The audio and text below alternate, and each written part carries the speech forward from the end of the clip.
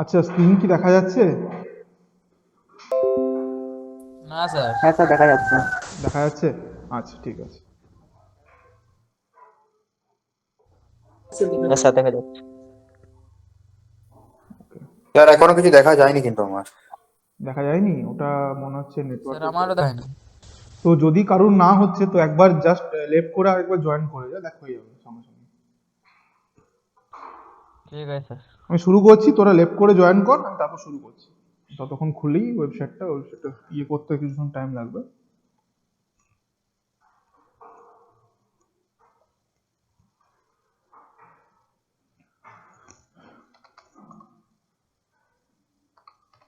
হ্যাঁ স্যার, এরপর দেখা যাচ্ছে। দেখা যাচ্ছে তো? ঠিক আছে।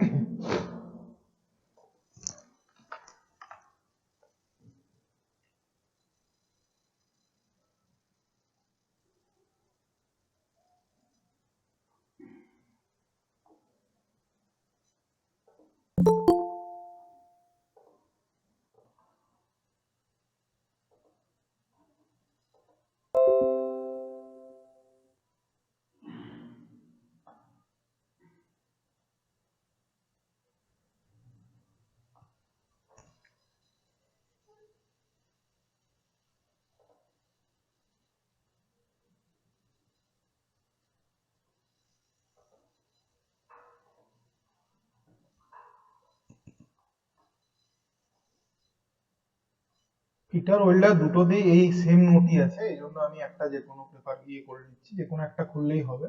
দুটোতে এই নোটগুলো অ্যাভেলেবেল আছে। আচ্ছা, ফার্স্টে চলে যাচ্ছি আমাদের প্রপার্টিস না।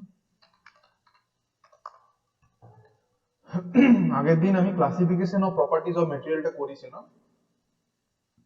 আজকে আমি চলে যাব একদম ডাইরেক্টলি মেকানিক্যাল প্রপার্টিজে, ঠিক আছে? মেকানিক্যাল প্রপার্টিজের মধ্যে আমরা ডাইরেক্টলি চলে যাচ্ছি। Just a moment.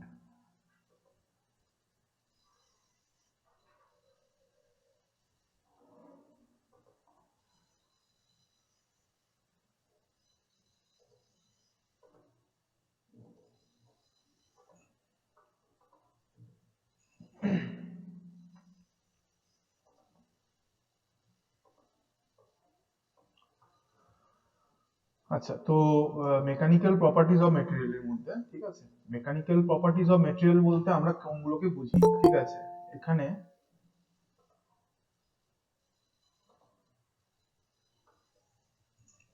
আচ্ছা, তো এখানে মেইনলি আমরা দুটো জায়গা দেখতে পাবো, ঠিক আছে? তো আগের দিন যে ক্লাসিফিকেশনটা হয়েছিল তার বেসিসে যদি আমরা বলি, তো এখানে পাঁচটা টাইপের আমাদের প্রপার্টি হয়, তার মধ্যে একটা টাইপ হচ্ছে আমাদের মেকানিক্যাল প্রপার্টি। তো মেকানিক্যাল প্রপার্টি কাকে বলা হয়? কোনো একটা মেটেরিয়ালের উপর আমরা ফোর্স দিলাম, ঠিক আছে, বা আঘাত করলাম, ঠিক আছে, এর বেসিসে যে যে প্রপার্টি গুলো রেলিভেন্ট হয় সেগুলোকে আমরা বলবো মেকানিক্যাল প্রপার্টি। যেমন এক্সাম্পল আগের দিন দিয়েছিলাম, creep, strength, elasticity, plasticity, brittleness, ductility, malleability, stiffness. আচ্ছা, এগুলো সমস্ত হচ্ছে আমাদের টাইপ অফ মেকানিক্যাল প্রপার্টিজ। তো ফার্স্ট আমি শুরু করার আগে যেটা বলবো, যে মেকানিক্স শব্দটার অর্থ হচ্ছে রিলেটেড টু ফোর্স। তো এমন একটা সাবজেক্ট আমরা যেখানে পড়ছি মেকানিক্যাল, মানে ইঞ্জিনিয়ারিং এর একটা পোর্শন পড়ছি, এখানে মেইনলি সেসব জিনিস নিয়ে কাজ করা হয়, বা এখানে সেসব ম্যাটার নিয়ে কাজ করা হয় যেগুলো related to, generally related to force, ঠিক আছে? তো সেটাকে বলা হয় মেকানিক্স। এই মেকানিক্স থেকে এসছে মেকানিক্যাল, ঠিক আছে? যদিও আমরা অনেক কিছু আলাদা আলাদা করি, এর অনেক ডিভিশন রয়েছে, ডিজাইনিং আছে, থার্মাল আছে। তো যাই হোক, somehow they are related to force, ঠিক আছে, ইন এ লার্জ এক্সটেন্ট। আচ্ছা, তো যে ব্যাপারটা হচ্ছে, কয়েকটা এখানে প্রপার্টিজ এর কথা বলা হয়েছে। প্রপার্টিজ গুলো কাকে বলা হচ্ছে? একটা মেটেরিয়াল রয়েছে, ঠিক আছে, সাপোজ এটা একটা ব্লক। কিসের ব্লক আমি জানি না, ঠিক আছে, কোন একটা মেটেরিয়ালের ব্লক, সিমেন্টের বস্তা হতে পারে, বা সিমেন্টের একটা ব্লক হতে পারে, ঠিক আছে? তো এই ব্লকটার মধ্যে কিছু সার্টেন আমাদের আমি একটা ফোর্স অ্যাপ্লাই করলাম, এর মধ্যে একটা আমি ফোর্স করলাম, আঘাত করলাম বা অ্যাপ্লাই করছি, ফোর্স অ্যাপ্লাই করছি। তো এই ফোর্সটা অ্যাপ্লাই করার ফলে এর মধ্যে কিছু চেঞ্জেস আমি দেখতে পাবো, ঠিক আছে। চেঞ্জেস বলতে কিরকম কিরকম চেঞ্জ হতে পারে, মেবি এটা সাইজে ছোট হয়ে যেতে পারে, ঠিক আছে, স্কুইজ করতে পারে, মানে সংকুচিত হতে পারে, অথবা এর মধ্যে ক্র্যাক তৈরি হতে পারে, ক্র্যাক হতে পারে, ঠিক আছে, ভেঙে যেতে পারে, ঠিক আছে, মুড়ে যেতে পারে, বিভিন্ন রকম হতে পারে, তাই না। জিনিসটা মুড়ে যাচ্ছে, ঠিক আছে, এটাকে দিলাম, এটা ভেঙে গেল এরকম মাঝখান থেকে। একটা পাতলা সিট ছিল, সেটাকে আমি আঘাত করলাম, তো সেটা মুড়ে যেতে পারে, তাই না, কেটে যেতে পারে। আবার এমনও করে দিলাম, ধর আমরা একটা জিনিস, খুব এক্সাম্পল, একটা জিনিসের খুব সিম্পল এক্সাম্পল জানি, আমাদের যদি কোনো বই মুড়ে যায়, ঠিক আছে, আমরা বইটাকে কি করি, অনেক সময় আমরা কি করি, ভারী কোনো বইয়ের তলায় চাপা দিয়ে রেখে দিই, বা বিছনার তলায় রেখে দিই। যেমন হারবেরিয়াম সিট বানাতাম আমরা বোটানি, যখন আমাদের প্র্যাকটিক্যাল থাকতো, হারবেরিয়াম সিট কি করতাম আমরা, এক একটা কাগজের মধ্যে বা একটা বড় পেপারের মধ্যে, যেটা হারবেরিয়াম সিট বানাতে হতো, সেই গাছটা বা সেই পাতাটাকে নিয়ে এসে ওর মধ্যে রেখে দিতাম।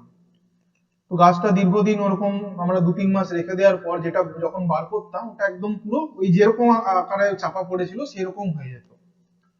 তো এটাকে বলা হতো আমাদের এইরকম কিছু প্রপার্টিজ হচ্ছিল। তো এই জিনিসগুলো, এগুলো যে কেন এরকম হচ্ছে, ঠিক আছে, বা কি জন্য হচ্ছে, বা কে এগুলোকে বাধা দিচ্ছে, কোনো ক্ষেত্রে বাধা দেওয়ার ক্ষেত্রে আমরা ধরবো কে এগুলোকে বাধা দিচ্ছে বা কার জন্য হচ্ছে, এগুলোকে নিয়ে যে আলোচনা করব বা যে প্রপার্টিজ গুলো এখান থেকে উঠে আসবে, তাকে বলা হচ্ছে আমাদের মেইনলি মেকানিক্যাল প্রপার্টিজ।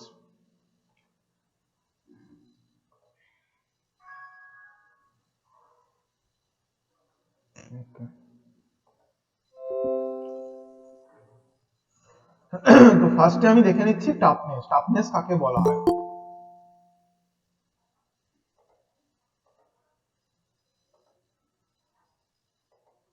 আচ্ছা, ফার্স্টে আমি চলে যাচ্ছি টাফনেস। টাফনেস কাকে বলা হয়?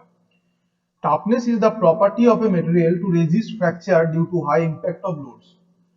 টাফনেস হলো এমন একটা প্রপার্টি মেটেরিয়ালের, যেটা ওর মধ্যে হওয়া কোনো ফ্র্যাকচারকে প্রতিরোধ করে, ঠিক আছে। মানে আমি সিম্পল যদি বলি যে কিরকম ভাবে কাজ করছে জিনিসটা, এই যে সিমেন্টের ব্লকটার কথা আমি বলেছিলাম, ঠিক আছে, সিমেন্টের ব্লকটার উপর আমি some kind of force apply করলাম, ঠিক আছে, যে কোনো রকম একটা ফোর্স আমি এখানে অ্যাপ্লাই করেছি। তো ফোর্স অ্যাপ্লাই করার ফলে কি হবে, এর মধ্যে একটা ক্র্যাক প্রপাগেশন হওয়ার টেন্ডেন্সি তৈরি হবে, মনে হবে যেন এর মধ্যে একটা ফাটল তৈরি হচ্ছে। তাহলে এই যে ফাটলটা তৈরি হচ্ছে, এটাকে আমরা বলছি ব্রিটেলনেস, ঠিক আছে, বা ব্রিটেল, ঠিক আছে। যদি এটার মধ্যে ফাটল তৈরি হয়, তাহলে আমরা বলবো, এটাকে বলবো ব্রিটেল, BRITTLE, ব্রিটেল, ঠিক আছে, BRITTLE।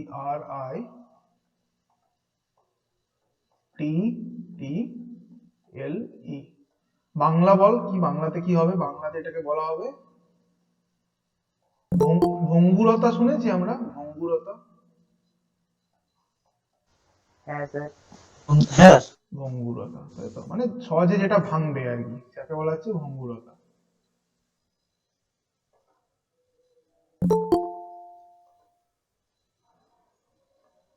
আচ্ছা, তো এটাকে বলা হয় ভঙ্গুরতা বা ব্রিটেলনেস, ঠিক আছে, এটাকে বলা হয় ব্রিটেলনেস বা ভঙ্গুরতা।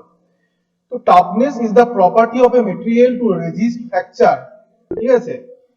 ভঙ্গুরতা কি করছে, একে ভাঙতে সাহায্য করছে, যে প্রপার্টিটার জন্য মেটেরিয়ালটাকে আঘাত করার জন্য মেটেরিয়ালটা ভেঙে যাচ্ছে, তাকে বলা হচ্ছে ভঙ্গুরতা, ঠিক আছে। একইভাবে তার উল্টো দিক দিয়ে আমরা যদি বলি, যে প্রপার্টিটার জন্য এটা ভাঙতে পারছে না বা যে প্রপার্টিটাকে ভাঙতে বাধা দিচ্ছে, ঠিক আছে, তাকে বলা হচ্ছে টাফনেস। দুটো ঠিক উল্টো প্রপার্টি, একটা ভাঙতে সাহায্য করছে, যেটা ভাঙতে সাহায্য করছে তাকে কি বলা হয়, যেটা ভাঙতে সাহায্য করছে সেটাকে কি বলা হয়, যেটা ভাঙতে সাহায্য করছে সেটাকে, সেই প্রপার্টিটাকে কি বলা হয় বললাম একটু আগে, এখানে আমরা নিচে পাবো একটু, স্যার বিকেল ব্রিটেলনেস বা ভঙ্গুরতা। বাংলায় বললে ভঙ্গুরতা, ইংলিশে বললে ব্রিটেলনেস। এখানে একটা খুব জিনিস ইম্পর্টেন্ট করে দেওয়া আছে, কি বলা আছে, brittleness is the opposite property of toughness, অর্থাৎ টাফনেসের অপোজিট প্রপার্টি হলো ব্রিটেলনেস। কেন বলা হয়েছে, কারণ টাফনেস ভাঙতে বাধা দিচ্ছে, যে প্রপার্টিটার জন্য, যে প্রপার্টিটাকে ভাঙতে বাধা দিচ্ছে, মানে এর মধ্যে দুটো প্রপার্টি একই টাইমে কাজ করছে। একটা চাইছে কি এ ভেঙে যাবে, আরেকটা চাইছে কি ওকে আমি ভাঙতে দেবো না। তো যে প্রপার্টিটা ভাঙতে বাধা দিচ্ছে তাকে বলা হচ্ছে টাফনেস, আর যে প্রপার্টিটা ভাঙতে সাহায্য করছে তাকে বলা হচ্ছে ব্রিটেল। তো যার মধ্যে যে প্রপার্টিটা বেশি থাকবে সেটা ডমিনেট করবে। যেমন কাচের মধ্যে সোজা কথা বললে, কাচের মধ্যে কে বেশি ডমিনেটেড কে আছে, কে ডমিনেট করছে, ব্রিটেলনেস না টাফনেস? কাচের মধ্যে কোনটা বেশি রয়েছে? ব্রিটেলনেস। ব্রিটেলনেস আছে। তাহলে কি আমার প্রশ্ন হচ্ছে টাফনেস বিটেলনেস কি? বিটেলনেস ব্রিটেলনেস আছে, তাহলে কি টাফনেস কি নেই? না, আছে কিন্তু কম পরিমাণে আছে। আছে স্যার। আছে কিন্তু খুব কম পরিমাণে আছে। এটা উল্টো প্রপার্টি, ঠিক আছে? আমি একটা জিনিস বলে দিচ্ছি, টোটাল অ্যামাউন্টটা সেম থাকে, ব্রিটেলনেস যদি বেড়ে যায় তার মানে কি টাফনেস কি? ব্রিটেলনেস বেড়ে যাওয়া মানে টাফনেস টাফনেস টাফনেস কমে যাবে। কমে যাবে, কমে ঠিক যাবে। আছে? একই ভাবে টাফনেস যদি বেড়ে যায় ব্রিটেলনেস কি হবে? কমে যাবে, স্যার বেড়ে যাবে। ব্রিটেলনেস কমে যাবে। এটাকে কিন্তু আমাকে চেঞ্জ করতে হবে না, অটোমেটিক্যালি হবে। ব্রিটেলনেস টাফনেস বাড়া মানেই হচ্ছে আমাদের ব্রিটেলনেস কমা, একইভাবে ব্রিটেলনেস বাড়া মানেই হচ্ছে আমাদের কিন্তু টাফনেস কমা। একটা বাড়লে অটোমেটিক্যালি আরেকটা কমে যাবে। বোঝা যাচ্ছে? এই হ্যাঁ স্যার। প্রপার্টিটাকে বলা হচ্ছে টাফনেস। তাহলে কাকে টাফনেস বলা হয়? কোনো একটা মেটেরিয়ালের উপর আমি আঘাত করলাম, এই মেটেরিয়ালটা যে প্রপার্টিটা, এই মেটেরিয়ালের মধ্যে যে প্রপার্টিটা ওকে ভাঙতে বাধা দেবে তাকে বলা হচ্ছে টাফনেস। তাহলে toughness is the property of a material to resist fracture due to high impact of force. আচ্ছা, নেক্সট যে জায়গাটা আসছি আমরা, যে টাফনেস মাপা কিভাবে হয়, কিভাবে আমরা মেজার করবো এটাকে, ঠিক আছে? ইট ইজ, সেকেন্ড যে পয়েন্টটা দেওয়া রয়েছে সেটা দিয়ে দেখিয়েছে, it is measured by the amount of energy that a unit volume of material has absorbed after being stretched up to the point of fracture. তো কি বলা হয়েছে? একক ভলিউমের একটা আমাদের জিনিস, ঠিক আছে? সাপোজ আমি একটা কিউব আঁকছি, ঠিক আছে? তো এনার্জি যদি আমি জুল দিয়ে বলছি, সাপোজ একটা জিনিস বলছি, এখানে আমার যদি বলি ইউনিট ভলিউম বলেছে, ঠিক আছে না? তো এটা ধরে নিচ্ছি আমি, এটা একটা লুডো ছক্কার মতন, যার দৈর্ঘ্য, প্রস্থ, উচ্চতা সমান। এটাকে বলা হয় গিয়ে, আমরা এই পরবর্তীকালে পড়বো এটাকে কি বলা হয়, সিইউবিই, ঠিক আছে? যদিও জি এর মতন হয়ে গেছে, ওটা সিইউবিই লেখা আছে, ঠিক আছে? কিউব। তো কিউবের কিরকম, এর হাইটটা হচ্ছে আমাদের 2 ইউনিট ধরে নিচ্ছি, এখানে কোনো রকম আলাদা ইউনিট নিচ্ছি না, ঠিক আছে? এই আমাদের লেন্থটাও 2 আর ব্রেডটাও হচ্ছে আমাদের গিয়ে 2। তাহলে এর টোটাল আয়তনটা কত হবে? কত হবে? যদি এটা মিটারে হতো তাহলে কত মিটার কিউব হবে? 2 দুগুণে 4, দুগুণে 8। আমাদের ঘরের আয়তন আমরা জানি দৈর্ঘ্য গুণিত প্রস্থ গুণিত উচ্চতা, তাই না? তাহলে এটা হবে হ্যাঁ 8 স্যার। Metre cube. তো সাপোজ এই টোটালটা মিলিয়ে 64 জুল অ্যামাউন্টের এনার্জি অ্যাবজর্ব করেছে। তাহলে বলতো ইউনিট ভলিউম দ্বারা কত করেছে, একক ভলিউমে কত করেছে? 8 মিটার কিউব জুড়ে ও অ্যাবজর্ব করেছে 64 জুল। তাহলে 1 মিটার কিউবে কত করেছে? 8 মিটার। 8 জুল করে, প্রত্যেকে 8 জুল করে করেছে। আর কি করে? তার মানে এটাকে হ্যাঁ। যদি 8টা ভাগে আমি 8টা স্লটে কেটে নিতাম, ঠিক আছে? যার প্রত্যেকটা 1 করে করে হতো, তাহলে প্রত্যেকটা ইউনিট করতো 8 জুল করে।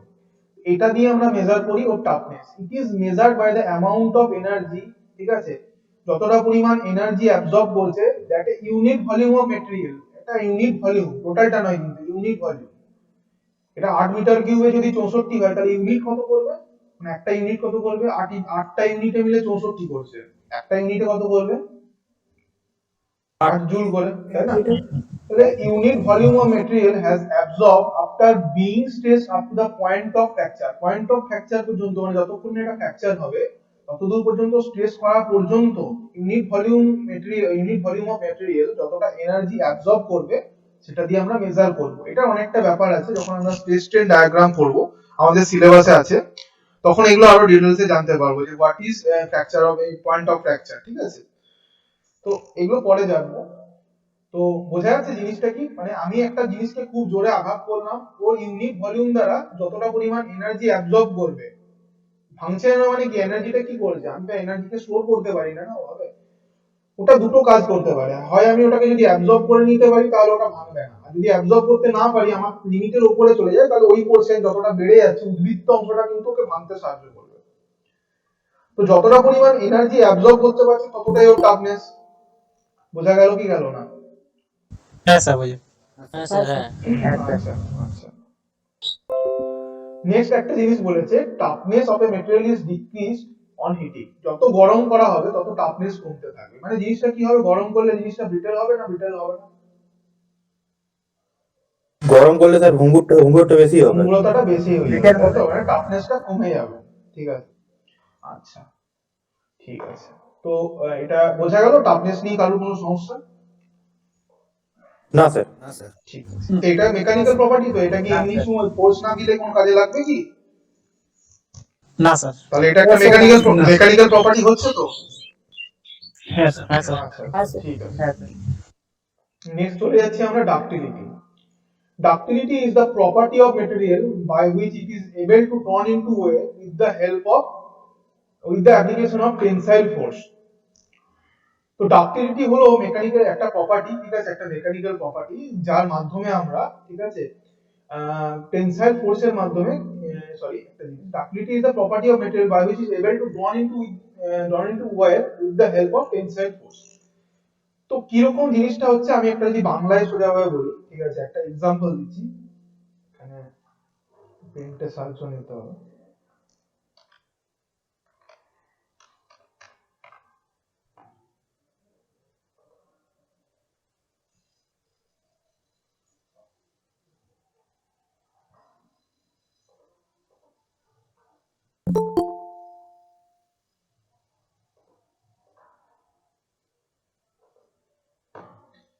আচ্ছা, তো যে ব্যাপারটা হচ্ছে, একটা মেটেরিয়াল আছে সাপোজ, ঠিক আছে, একটা মেটেরিয়াল রয়েছে, ঠিক আছে, মেটেরিয়ালটাকে আমি বোথ সাইড থেকে টেনশন করে দিচ্ছি, মানে টানছি। ফোর্স তিন রকমের হয়, আমি আগেই বলেছিলাম, টেনসাইল, কম্প্রেসিভ আর আমাদের শিয়ার। আমি তো অলরেডি আলোচনা করেছিলাম, তাই তো, ডিবেট যখন করেছিলাম। তো টেনসাইল ফোর্স আমি দিচ্ছি এখানে, একটা টেনসাইল দিচ্ছি, এর উপর টেনসাইল, এদিক থেকেও টানছি এদিক থেকেও টানছি। তাহলে মেটেরিয়ালটা কি হবে, দুদিক থেকে যদি টানি মেটেরিয়ালটা কি হতে থাকবে, একটা গাড়ারকে টানছি, দুদিক থেকে কি হতে থাকবে, এটা তো লম্বা হতে থাকবে। লম্বা হতে থাকবে। এটা কি হবে, এটা আরো লম্বা হয়ে গেল, তাই তো, এটা লম্বা হয়ে গেল। কিন্তু লম্বা হওয়ার সাথে সাথে এই ব্রেডটা কি এরকমই থাকবে না সরু হয়ে যাবে? এই যে শুরু হয়ে লম্বা, যাবে। শুরু হয়ে যাবে, ঠিক আছে? লম্বা হয়ে যাবে, লম্বা শুরু হয়ে যাবে। আচ্ছা, তো এই জিনিসটাকে আমরা কি বলছি, আর এটাকে আমরা বলছিলাম বার বা রড। এটা কি বার বা রড বলতে পারবো, না ওয়েল বলবো বা তার বলবো? স্যার এটা Square. ওয়েল হয়ে যাবে। এটা ওয়েল হয়ে গেল, তাই তো, এত পাতলা হয়ে গেছে এটা ডায়ামিটারটা, এই মানে এই ডায়ামিটারটা এর লেন্থের তুলনায় অনেকটা কম, তাই জন্য এটাকে আর রড না বলে এটাকে বলছি ওয়েল। ঠিক আছে, এতক্ষণ এটাকে বলছিলাম বার বা রড, যেরকম ভাবে যে বলবি, এটা ছিল বার বা রড। এটাকে আমরা যখন টানছি তখন এটা একটা তারে পরিণত হলো, তাই তো? কেন পরিণত হলো? টেনসাইল ফোর্সটা দেওয়ার কারণে, ঠিক আছে। তো কি বলা হচ্ছে, ductility is the property of material by which it is able to drawn into wear with the help of tensile force. এই যে তুই এটাকে টানলি দিয়ে এটা তারে পরিণত হয়ে গেল, যে প্রপার্টিটার সাহায্য নিয়ে এটা তারে পরিণত হলো সেটাকে বলা হচ্ছে কি ডাক্টিলিটি। বোঝা গেছে? যে প্রপার্টিটা একে এই তারে পরিণত হতে সাহায্য করলো, মানে তুই টানলি, টানার পর এটা ছিঁড়ে না গিয়ে বা ভেঙে না গিয়ে এটা কিন্তু একটা তারে পরিণত হলো, লম্বা তারে। যে প্রপার্টিটা এটাকে অ্যালাউ করলো এটা হওয়াটাকে, তাকে বলা হচ্ছে ডাক্টিলিটি। এটা কিন্তু মোস্ট ইম্পর্টেন্ট প্রপার্টি, আমি বলে দিচ্ছি আরেকবার, তো আগে বলেছিলাম যে এটা সবথেকে ইম্পর্টেন্ট প্রপার্টি, পরীক্ষায় প্রত্যেকবার আসে। কোন লাইনটা ধরে আসে, ঠিক আছে, এই লাইনটা ইম্পর্টেন্ট আর এই লাইনটা ইম্পর্টেন্ট। এই লাইনটা, এই দুটো লাইন পরীক্ষায় ডাইরেক্টলি এইরকম কোটেশনে তুলে দেওয়া হয়, ঠিক আছে, এই লাইনটা এভাবে তুলে দেওয়া হয়। এই চ্যাপ্টারের মধ্যে সবথেকে বেশি কম্পিটিটিভ এক্সামে যে যদি প্রপার্টি নিয়ে একটা প্রশ্ন আসে, তো যে প্রপার্টিটা আসবে সেটা হচ্ছে ডাক্টিলিটি। তোকে এই 2 নম্বরটা আমাদের প্রত্যেকের জন্য কিন্তু ভিভিআই, ঠিক আছে, very very important, not important but very very important. প্রত্যেকটা পরীক্ষায় আমরা যতগুলো টেকনিক্যাল পরীক্ষায় বসবো এই প্রপার্টিটা আমরা প্রত্যেকবার পাবো, এবং এই দুটো লাইন পুরোপুরি তুলে দেওয়া হবে, এখানে শূন্যস্থান দেওয়া হয়, ঠিক আছে। A property by which a material can be drawn into wear with the help of tensile force is called as, the dash দেওয়া থাকবে, সেখানে হবে ডাক্টিলিটি, ঠিক আছে। কিংবা এরকম থাকবে, ductility a measure a property that is measured by the percentage of elongation or percentage in reduction in area is called as, the একটা ড্যাশ দেওয়া থাকবে, এটা হবে ডাক্টিলিটি। তো এই পরীক্ষাটা আমরা প্রত্যেকটা পরীক্ষায় পাবো, এবং সামনে যে সেমিস্টারটা আসছে সেটা পাবো, সেটাতেও পাবো। এটা একদম গ্যারেন্টি সহকারে প্রত্যেকবারেই আসে এবং প্রত্যেকটা কম্পিটিটিভ এক্সামে এটা as well as important, equally important, ঠিক আছে। তো এটা মনে রাখতে হবে। তাহলে যে প্রপার্টিটা একে এই তারে পরিণত হতে সাহায্য করছে তাকে বলা হচ্ছে কি ডাক্টিলিটি, ঠিক আছে। আচ্ছা, তো এটাকে কিভাবে মেজার করা হয়? Ductility is measured by the percentage of elongation or percentage in reduction area, ঠিক আছে। তো পার্সেন্টেজ অফ ইলংগেশন মানে কতটা বেড়েছে, ঠিক আছে। পার্সেন্টেজটা আমরা কিভাবে প্রকাশ করব, ঠিক আছে। আমি একটা সিম্পল নিচে এঁকে দেখাচ্ছি তাহলে বোঝা যাবে। একটা ম্যাটেরিয়াল এরকম ছিল, ঠিক আছে। এখন এটাকে আমি টেনে এত দূর পর্যন্ত বাড়িয়েছি, ঠিক আছে, এই পর্যন্ত বেড়েছে। তো দুটো আলাদা আলাদা কালার দিয়ে আমি দেখাবো, এটা বোঝাতে সুবিধা হবে। এটা তো এটা লাল নীল, আচ্ছা, আর এটা বেগুনি নিচ্ছি। তো আগে ছিল আমার একটু বুঝতে হবে,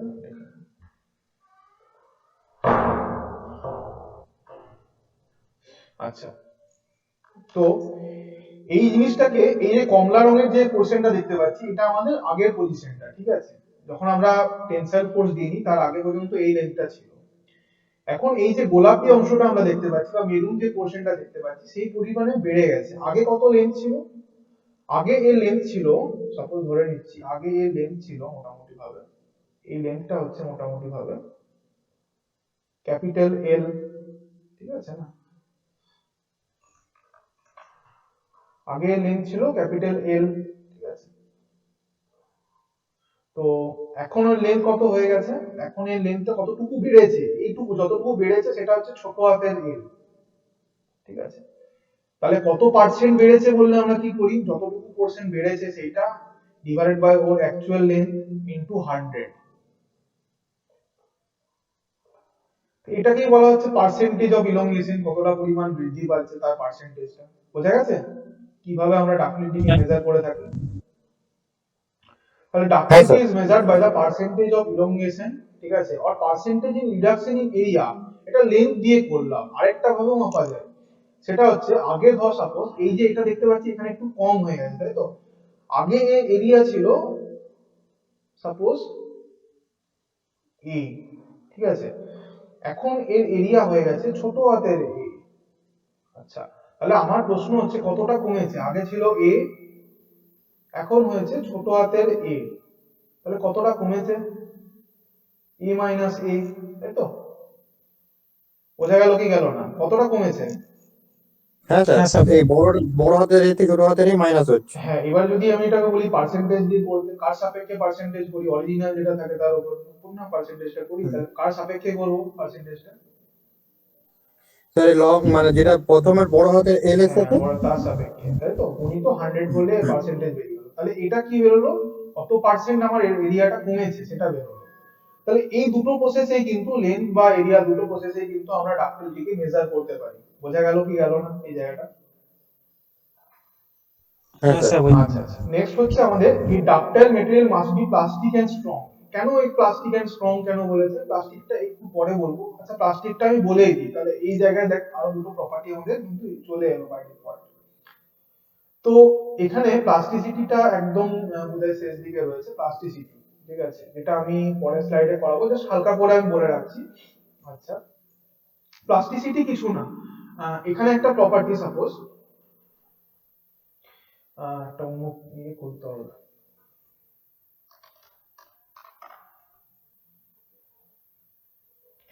সাপোজ একটা আমাদের বার রয়েছিল, ঠিক আছে। এটা যদি ইলাস্টিক হয়, ঠিক আছে, আমরা ইলাস্টিকটার সাথে খুব ভালো করে জানি, এটাকে আমরা লোড দিলাম, ঠিক আছে। এটাকে লোড দিয়েছিলাম বলে এটা বড় হয়ে গেছিল আকারে, ঠিক আছে না। এটা লোড দেওয়া হয়েছিল বলে আকারে এটা বড় হয়ে গেছিল। তো এবারে যদি আমি এটাকে রিলিজ করে দিই তাহলে কি, এই যে এটা দেওয়ার ফলে এটা এসেছিল, ঠিক আছে, ওখান থেকে আমার আলটিমেটলি এর এইটার ফলাফল হচ্ছিল এইটা। কিন্তু এখন দেখ আমি এইটাকে ছেড়ে দিয়েছি, এখানে কিন্তু আর কোনো লোড নেই, তাহলে কি এই অবস্থাতেই থাকবে নাকি ও আবার আগের অবস্থায় ফিরে চলে যাবে? না ওটা মেটেরিয়ালের আগের উপর থেকে ডিপেন্ড একটু করছে? বেড়ে যাবে। না মেটেরিয়ালের উপর ডিপেন্ড করছে? বলে স্যার আগের থেকেও একটু বেড়ে যাবে। নাও বাড়তে পারে, যদি ইলাস্টিক লিমিটের মধ্যে রাখি তাহলে নাও বাড়তে পারে, একটা লিমিট পর্যন্ত রাখলে মেটেরিয়ালের উপর বাড়বে ডিপেন্ড না। করছে তো। হ্যাঁ, দুটো জিনিসের উপর ডিপেন্ড করছে আমি কতটা লোড দিচ্ছি। ও যদি সহ্য শক্তির থেকে বেশি দিই তাহলে একটু ডিফরমেশন কিন্তু থেকেই যাবে, পুরোপুরি আগের অবস্থায় ফিরতে পারবে না।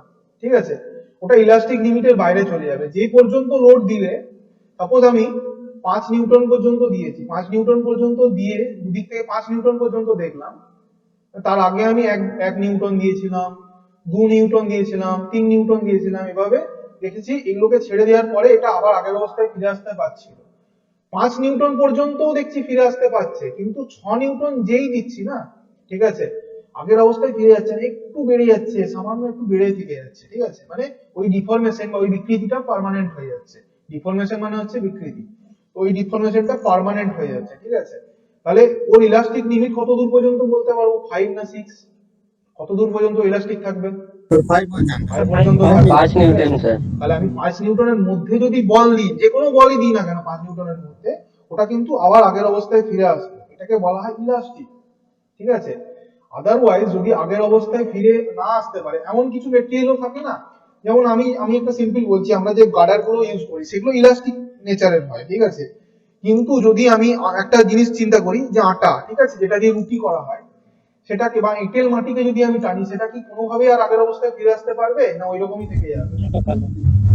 তার মধ্যে থেকে যায়। মানে ওর ওর ইলাস্টিক লিমিটটা খুবই কম, মানে হয়তো 0.002 এরকম কিছু, মানে একটা এক্সাম্পল দিলাম অ্যাজ এক্সাম্পল, অনেকটাই কম। ঠিক আছে, ওর কি নেই ইলাস্টিসিটি, কি নেই? আছে, কিন্তু খুবই মানে নেগলিজিবল নেগলিজিবল। ঠিক আছে, মানে সামান্য একটু দিলেও যতটা লম্বা হবে আর আগের অবস্থায় ফিরে আসতে পারবে না। তো যে ধর্মটা লোডটাকে ছেড়ে দেওয়ার পরেও আগের অবস্থায় ফিরে যেতে বাধা দিচ্ছে, সেটাকে বলা হচ্ছে প্লাস্টিসিটি। ঠিক আছে, প্লাস্টিক মানে কি, যে অবস্থায় ছেড়ে রেখেছিলি সেই অবস্থাতেই থেকে গেল। ঠিক আছে, আগের অবস্থায় ফিরতে পারছে না, এটাকে বলা হয় প্লাস্টিসিটি। আর যদি আগের অবস্থায় ফিরতে পারে সেটাকে বলা হবে ইলাস্টিসিটি। ঠিক আছে, যে ধর্মটা আগের অবস্থায় ফিরিয়ে নিয়ে যাচ্ছে তাকে বলা হচ্ছে ইলাস্টিসিটি, আর যে ধর্মটা বাধা দিচ্ছে, আগের অবস্থায় ফিরতে দিচ্ছে না, তুই যতটা বিকৃতি করে ফেলেছিস ওটাকে ও স্টেবল রাখবার চেষ্টা করছে, সেটাকে বলা হচ্ছে প্লাস্টিসিটি। বোঝা গেছে? এবারে হ্যাঁ স্যার। এইখানে কেন ডাকটাইল মেটেরিয়ালকে কেন প্লাস্টিক বলা হয়েছে, প্লাস্টিক কেন বলা হয়েছে? আচ্ছা, আমি একটা রাবারকে টানছি, রাবারটাকে টানবার পর ওটাকে যদি ছেড়ে দিই, তাহলে কি ও এই অবস্থায় থাকবে, না আবার আগের অবস্থায় ফিরে আসবে?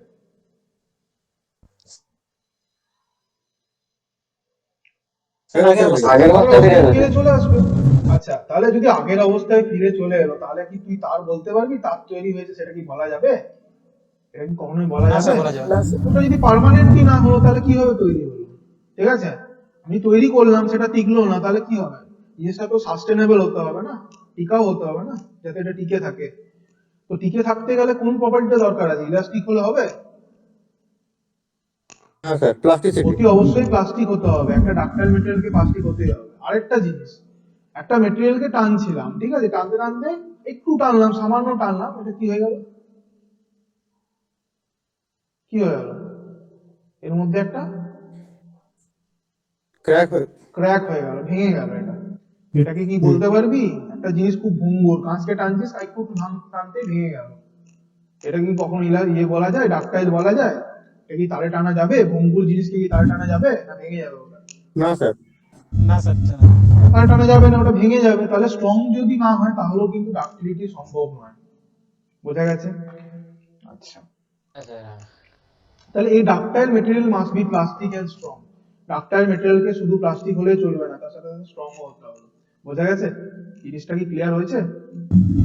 হ্যাঁ sir.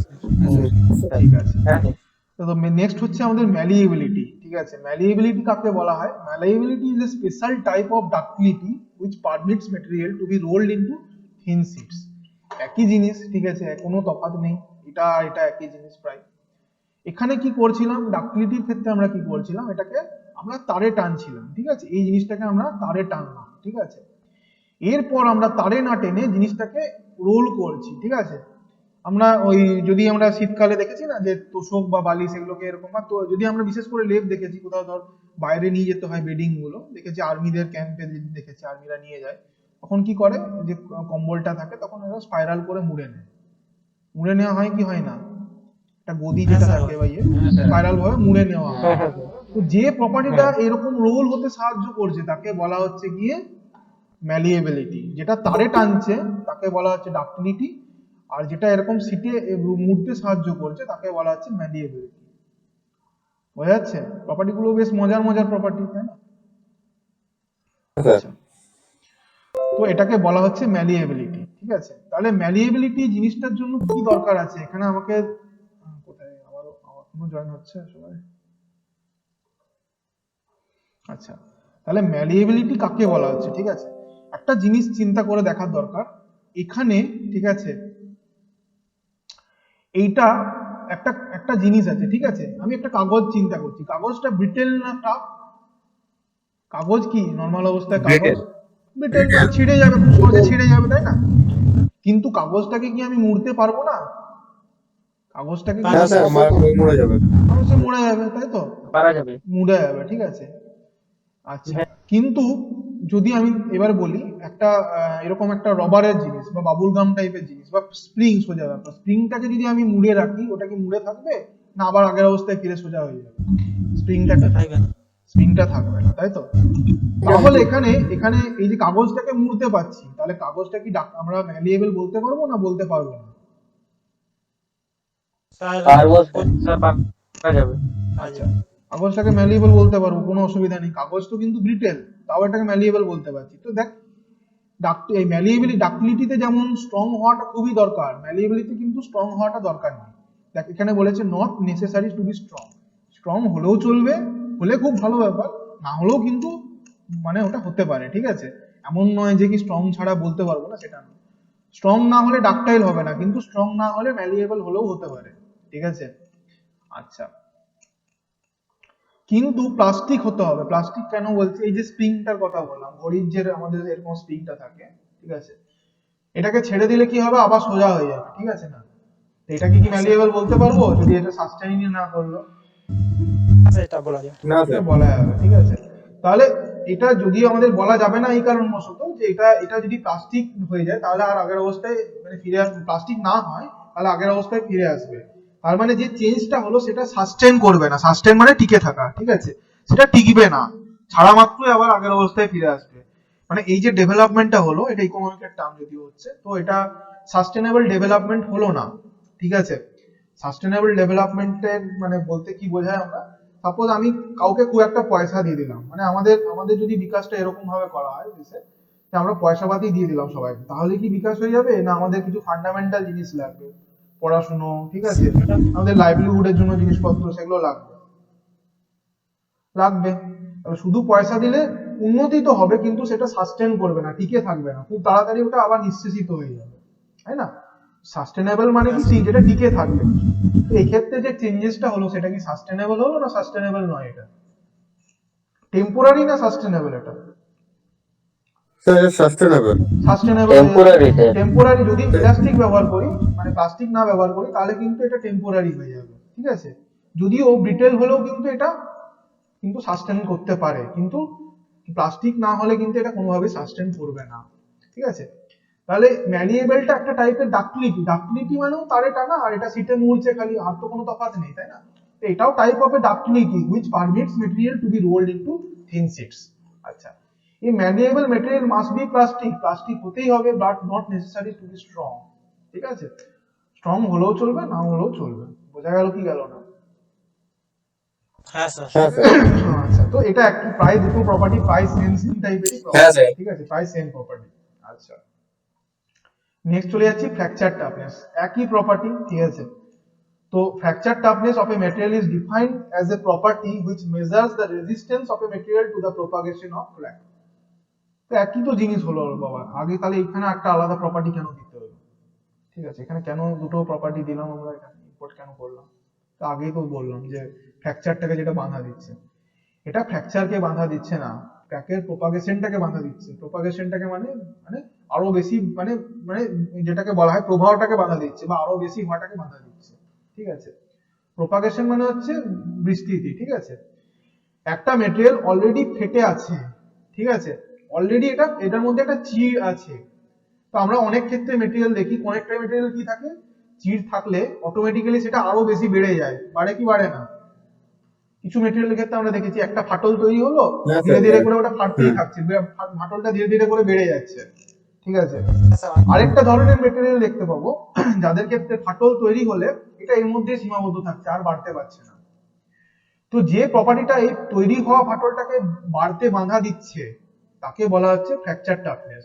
Fracture toughness of a material, fracture toughness একটা মেটেরিয়ালের ফ্র্যাকচার টাফনেস বলতে বুঝি is defined as a property, এটা হলো এমন একটা property which measures the resistance, যেটা কতটা পরিমাণ বাধা দিচ্ছে মেটেরিয়ালটা, which measures the resistance of a material, যেটা এইটা মেজার করছে যে মেটেরিয়ালটা কতটা পরিমাণ বাধা দিচ্ছে to the propagation of crack, ক্র্যাকের বিস্তৃতিটাকে।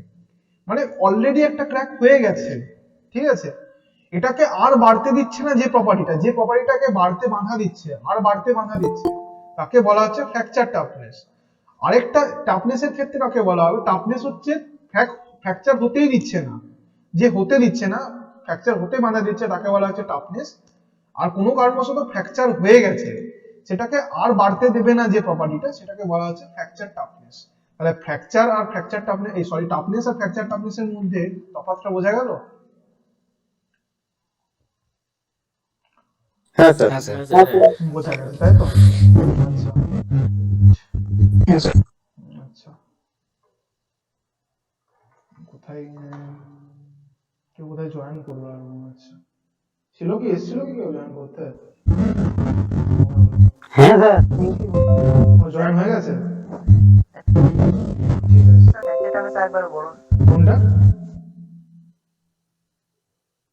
Fracture toughness. ফ্র্যাকচার টাফনেসটা হচ্ছে কোন একটা মেটেরিয়ালের মধ্যে অলরেডি ফ্র্যাকচার হয়ে গেছে, যে প্রপার্টিটা মেটেরিয়ালের মধ্যে থাকা, যে প্রপার্টিটাকে এটা আর বাড়তে দেবে না তাকে বলা হচ্ছে ফ্র্যাকচার টাফনেস। আর যেটা তৈরি ফ্র্যাকচার হতেই দেবে না তাকে বলা হচ্ছে টাফনেস। তাহলে ফ্র্যাকচার টাফনেস আর টাফনেসের মধ্যে ডিফারেন্স বোঝা গেছে, তাই তো? আচ্ছা, হ্যাঁ স্যার নেক্সট চলে যাচ্ছি আমরা, ঠিক আছে? হ্যাঁ স্যার নেক্সট চলে হ্যালো স্যার, যাচ্ছি, হ্যালো হ্যাঁ। স্যার, বলছি ম্যালিয়েবিলিটিটা একটা করে বলবেন?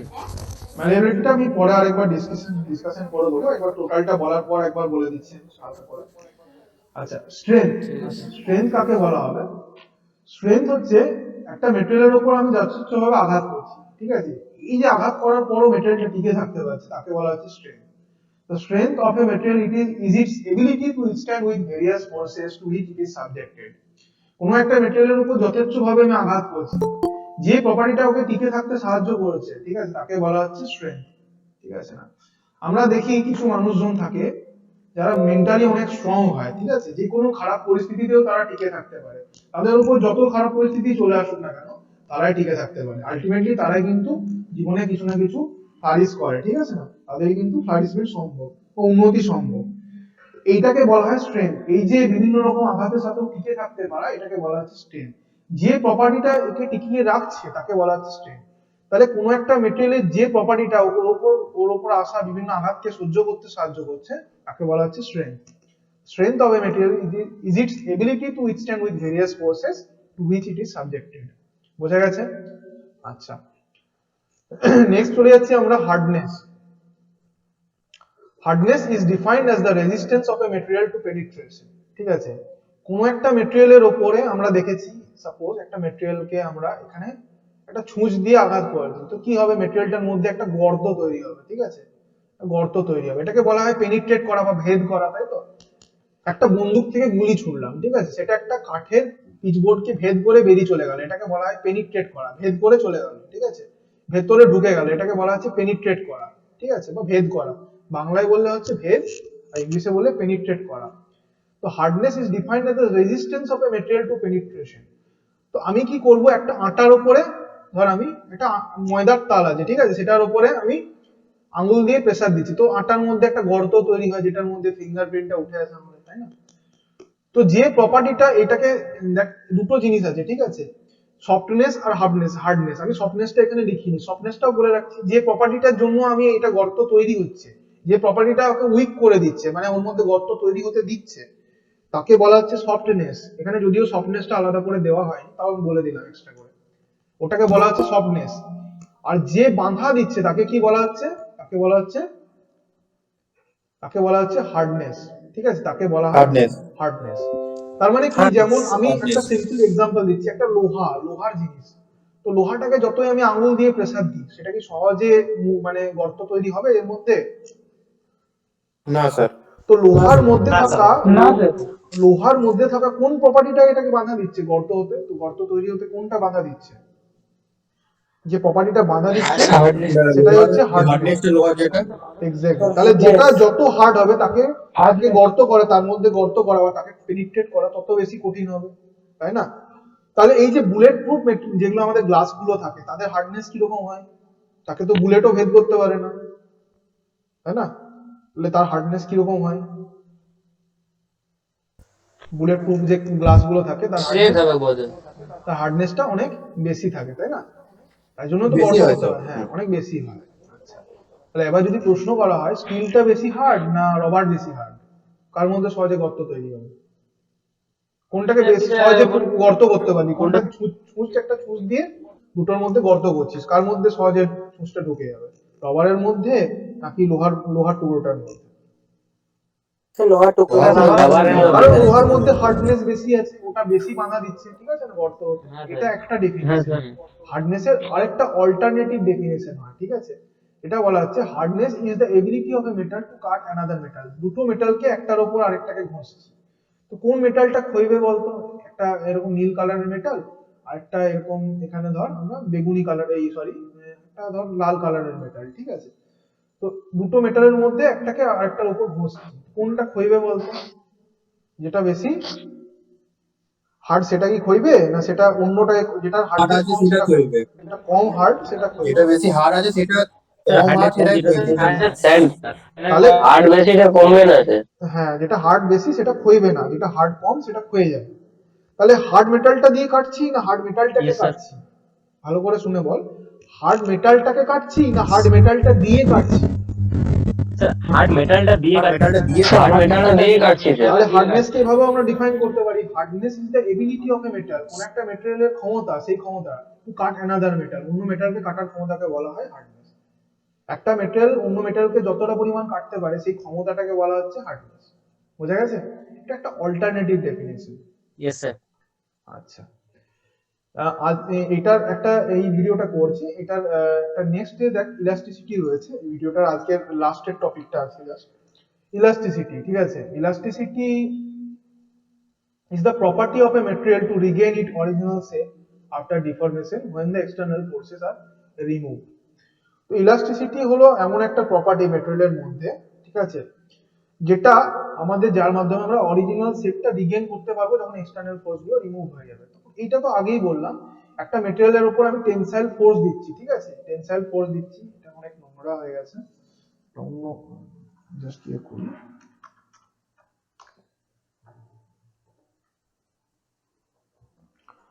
তো এই মেটেরিয়ালটার উপর আমি এই তারটার উপর আমি দুদিক থেকে টেনশন দিলাম, ঠিক আছে, টেনশন আমি ক্রিয়েট করলাম,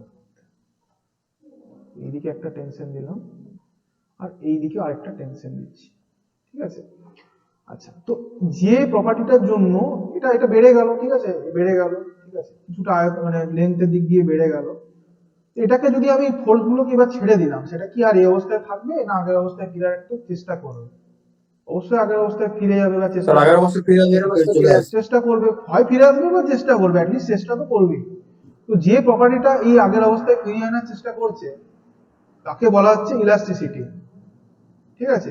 যেটা আগের অবস্থায় ফিরিয়ে আনা, এক্সটার্নাল ফোর্স গুলোকে রিমুভ করার সঙ্গে সঙ্গে যেটা আগের অবস্থায় ফিরিয়ে আনার চেষ্টা করছে তাকে বলা হচ্ছে ইলাস্টিসিটি।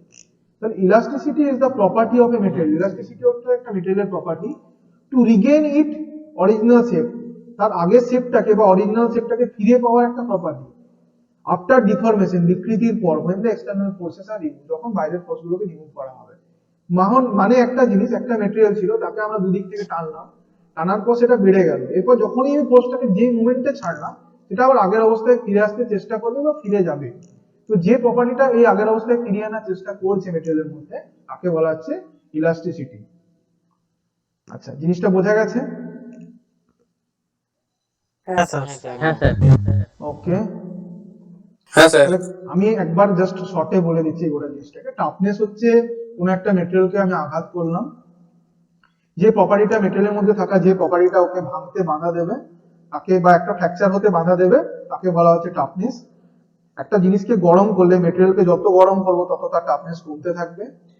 দ্বিতীয় নম্বর, কোন একটা মেটেরিয়ালকে ভাঙা পর্যন্ত যত পরিমাণ ও এনার্জি অ্যাবজর্ব করবে ইউনিট ভলিউম দ্বারা, তাকে সেইভাবে আমরা কিন্তু টাফনেসটাকে মেজার করব। মানে ভাঙার পর্যন্ত ইউনিট ভলিউম দ্বারা, মেটেরিয়ালের ইউনিট ভলিউম দ্বারা যতটা পরিমাণ এনার্জি অ্যাবজর্ব হবে সেটাই হচ্ছে ওর টাফনেস। নেক্সট হচ্ছে ডাক্টিলিটি। ডাক্টিলিটি হচ্ছে মেটেরিয়ালের এমন একটা প্রপার্টি যার সাহায্যে মেটেরিয়ালটাকে আমরা দুদিক থেকে টেনে বা টেনসাইল ফোর্স অ্যাপ্লিকেশনের মাধ্যমে ওটাকে একটা তারে টানতে পারবো, লম্বা তারে টানতে পারবো।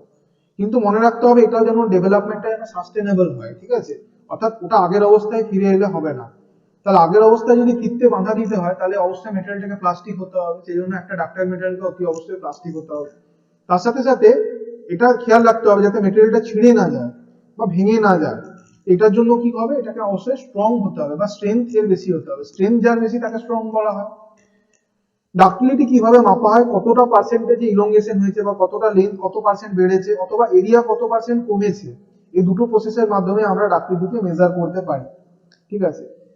নেক্সট হচ্ছে ম্যালিয়েবিলিটি। ম্যালিয়েবিলিটি হচ্ছে একটা টাইপের ডাক্টিলিটি। ডাক্টিলিটির মাধ্যমে আমরা তারে টানছি না, ম্যালিয়েবিলিটির মাধ্যমে আমরা তারে না টেনে একটা সিটে রোল করছি, ঠিক আছে? ম্যালিয়েবল মেটেরিয়ালটাকে সাস্টেনেবল হওয়ার জন্য এটাকে প্লাস্টিক তো অতি অবশ্যই হতে হবে, কিন্তু স্ট্রং হওয়ার কোনো দরকার নেই। নেক্সট যেটা হচ্ছে আমাদের ফ্র্যাকচার টাফনেস। কোন একটা মেটেরিয়ালের মধ্যে অলরেডি ফ্র্যাকচার চলে এসছে, যে প্রপার্টিটা ওই ফ্র্যাকচারটাকে আর বাড়তে বাধা দেবে, আর যাতে না বাড়ে এটাকে ইনসিওর করবে, তাকে বলা হচ্ছে ফ্র্যাকচার টাফনেস।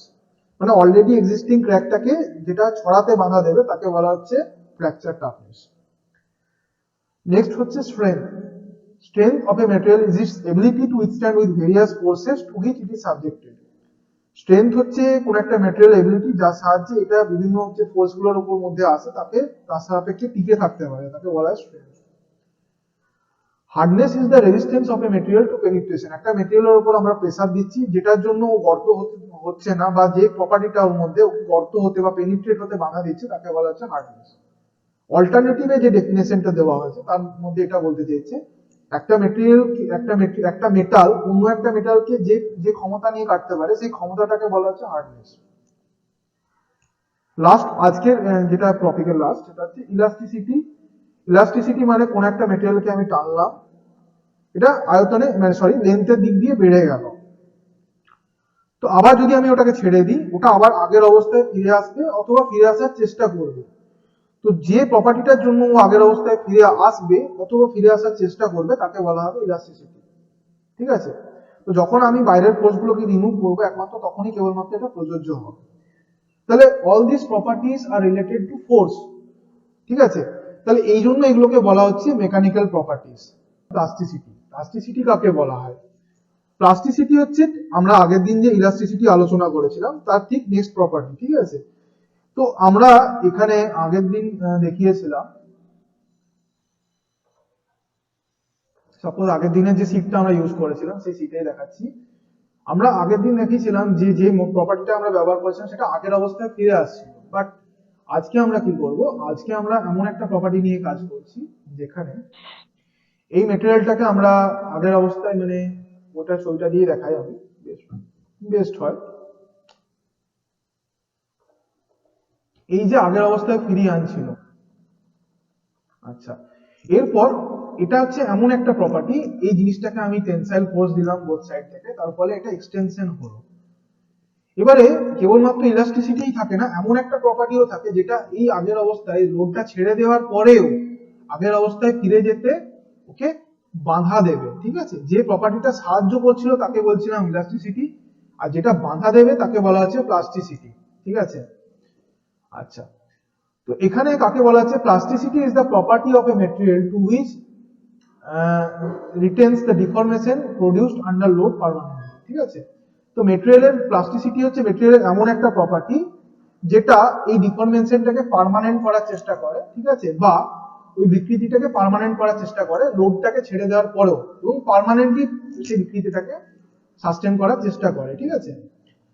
যে প্রপার্টিটা ফিরিয়ে আনবার চেষ্টা করছিল তাকে বলছিলাম আমরা ইলাস্টিসিটি, এবং যে প্রপার্টিটা এই আগের অবস্থায় ফিরে আসতে বাধা দিচ্ছে তাকে বলা হচ্ছে প্লাস্টিসিটি, ঠিক আছে? ওকে, তো নেক্সট হচ্ছে আমাদের ব্রিটেলনেস। ব্রিটেলনেসটা অলরেডি আমরা আগের দিন টাফনেস যখন বোঝাচ্ছিলাম তখন এটা বলা হয়েছে। আজকে ব্রিটেলনেসটা যখন বলছি এটা আরেকবার রিপিট করব। Brittleness is the tendency of a material এটা হচ্ছে কোন একটা মেটেরিয়ালস এর প্রবণতা বা টেন্ডেন্সি, ঠিক আছে, বা ওর নেচার, ঠিক আছে, টু ফ্র্যাকচার, ভেঙে যাওয়ার, অর ফেল আপন, অথবা পড়ে যাওয়ার, ঠিক আছে, on the application of force, ফোর্সের মাধ্যমে, impact or shock. Impact or shock মানে কি? হঠাৎ করে আঘাত করে দিলাম সেটার মাধ্যমে। মানে আমি যদি একটা সিম্পল এক্সাম্পল দিই, একটা কাঁচের টেবিলকে, ঠিক আছে, কাঁচের টেবিলকে যদি আমি হঠাৎ করে আঘাত করে দিলাম হাতুড়ি দিয়ে, কি হবে গোটা জিনিসটা? কাঁচের টেবিলটা কি হবে? ভেঙে যাবে। যে প্রপার্টিটা একে ভাঙতে সাহায্য করছে তাকে বলা হচ্ছে আমাদের ব্রিটেলনেস, ঠিক আছে, যে প্রপার্টিটা ভাঙতে সাহায্য করছে তাকে বলা হচ্ছে ব্রিটেলনেস, ঠিক আছে, বোঝা যাচ্ছে? হ্যাঁ স্যার। আচ্ছা, হ্যাঁ স্যার। তাহলে brittleness is the opposite property of the toughness, ঠিক আছে, ব্রিটেলনেস হচ্ছে টাফনেস এর অপোজিট প্রপার্টি, ঠিক আছে। আগের দিন এটা এটা বলা হয়েছিল তো, brittleness is the opposite property of toughness. হ্যাঁ স্যার বলেছি। আচ্ছা, ওকে, হ্যাঁ স্যার। ঠিক আছে, ওকে।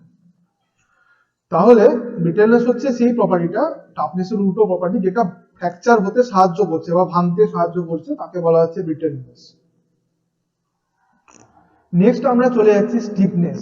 স্টিফনেস কাকে বলা হয়? Stiffness is the ability of a material two resist deformation under stress. কোন একটা ম্যাটেরিয়াল আছে, সেই ম্যাটেরিয়ালটার উপরে আমরা আঘাত করছি, ঠিক আছে, বা সেটার উপর টেনসাইল ফোর্স দিচ্ছি, তো এটা জেনারেল টেন্ডেন্সি কি হবে? লেন্থে বেড়ে যাওয়া। এটা জেনারেল টেন্ডেন্সি হচ্ছে লেন্থে বেড়ে যাওয়া। কিন্তু এমন একটা প্রপার্টিজও থাকে যেটা এই লেন্থটাকে বাড়তে দিচ্ছে না, ঠিক আছে, স্টিপ রেখে দিচ্ছে, যেরকম ছিল সেরকমই থেকে যাচ্ছে, শক্ত যেটাকে বলা হয়।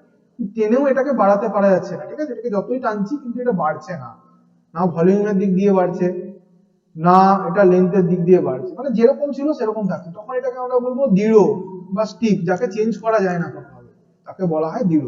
আমরা বলি না দৃঢ় মানসিকতা, তো সেটাকে বলা হয় স্টিপ মেন্টালিটি। তো সেখান থেকে এসছে স্টিপ, যাকে আমরা কোন রকম ফোর্সের মাধ্যমেও চেঞ্জ করতে পারি না কোনোরকম, তাকে বলা হয় স্টিফনেস। যে প্রপার্টিটার জন্য এটা একটুও বাড়ছে না, সেই প্রপার্টিটাকে বলা হচ্ছে স্টিফনেস, আর পদার্থটাকে বলা হয় স্টিফ মেটেরিয়াল, ঠিক আছে। Stiffness is the ability of a material. Stiffness হলো কোন একটা ম্যাটেরিয়ালের সেই ability to resist the deformation under stress, ঠিক আছে, যেটা এর মধ্যে কোন রকম ডিফরমেশন হতে দেয় না, ঠিক আছে, বা রেজিস্ট করে, সেটাকে বলা হচ্ছে কি স্টিফনেস, ঠিক আছে। নেক্সট আমরা চলে যাচ্ছি রেজিলিয়েন্স, ঠিক আছে। রেজিলিয়েন্স জিনিসটা আমরা জানি এটা একটা খুব ইম্পর্টেন্ট প্রপার্টি, যেটা এনার্জিটাকে অ্যাবজর্ব করে নিচ্ছে, ঠিক আছে। Resilience is the property of a material to absorb energy and to resist shock and impact loads, ঠিক আছে।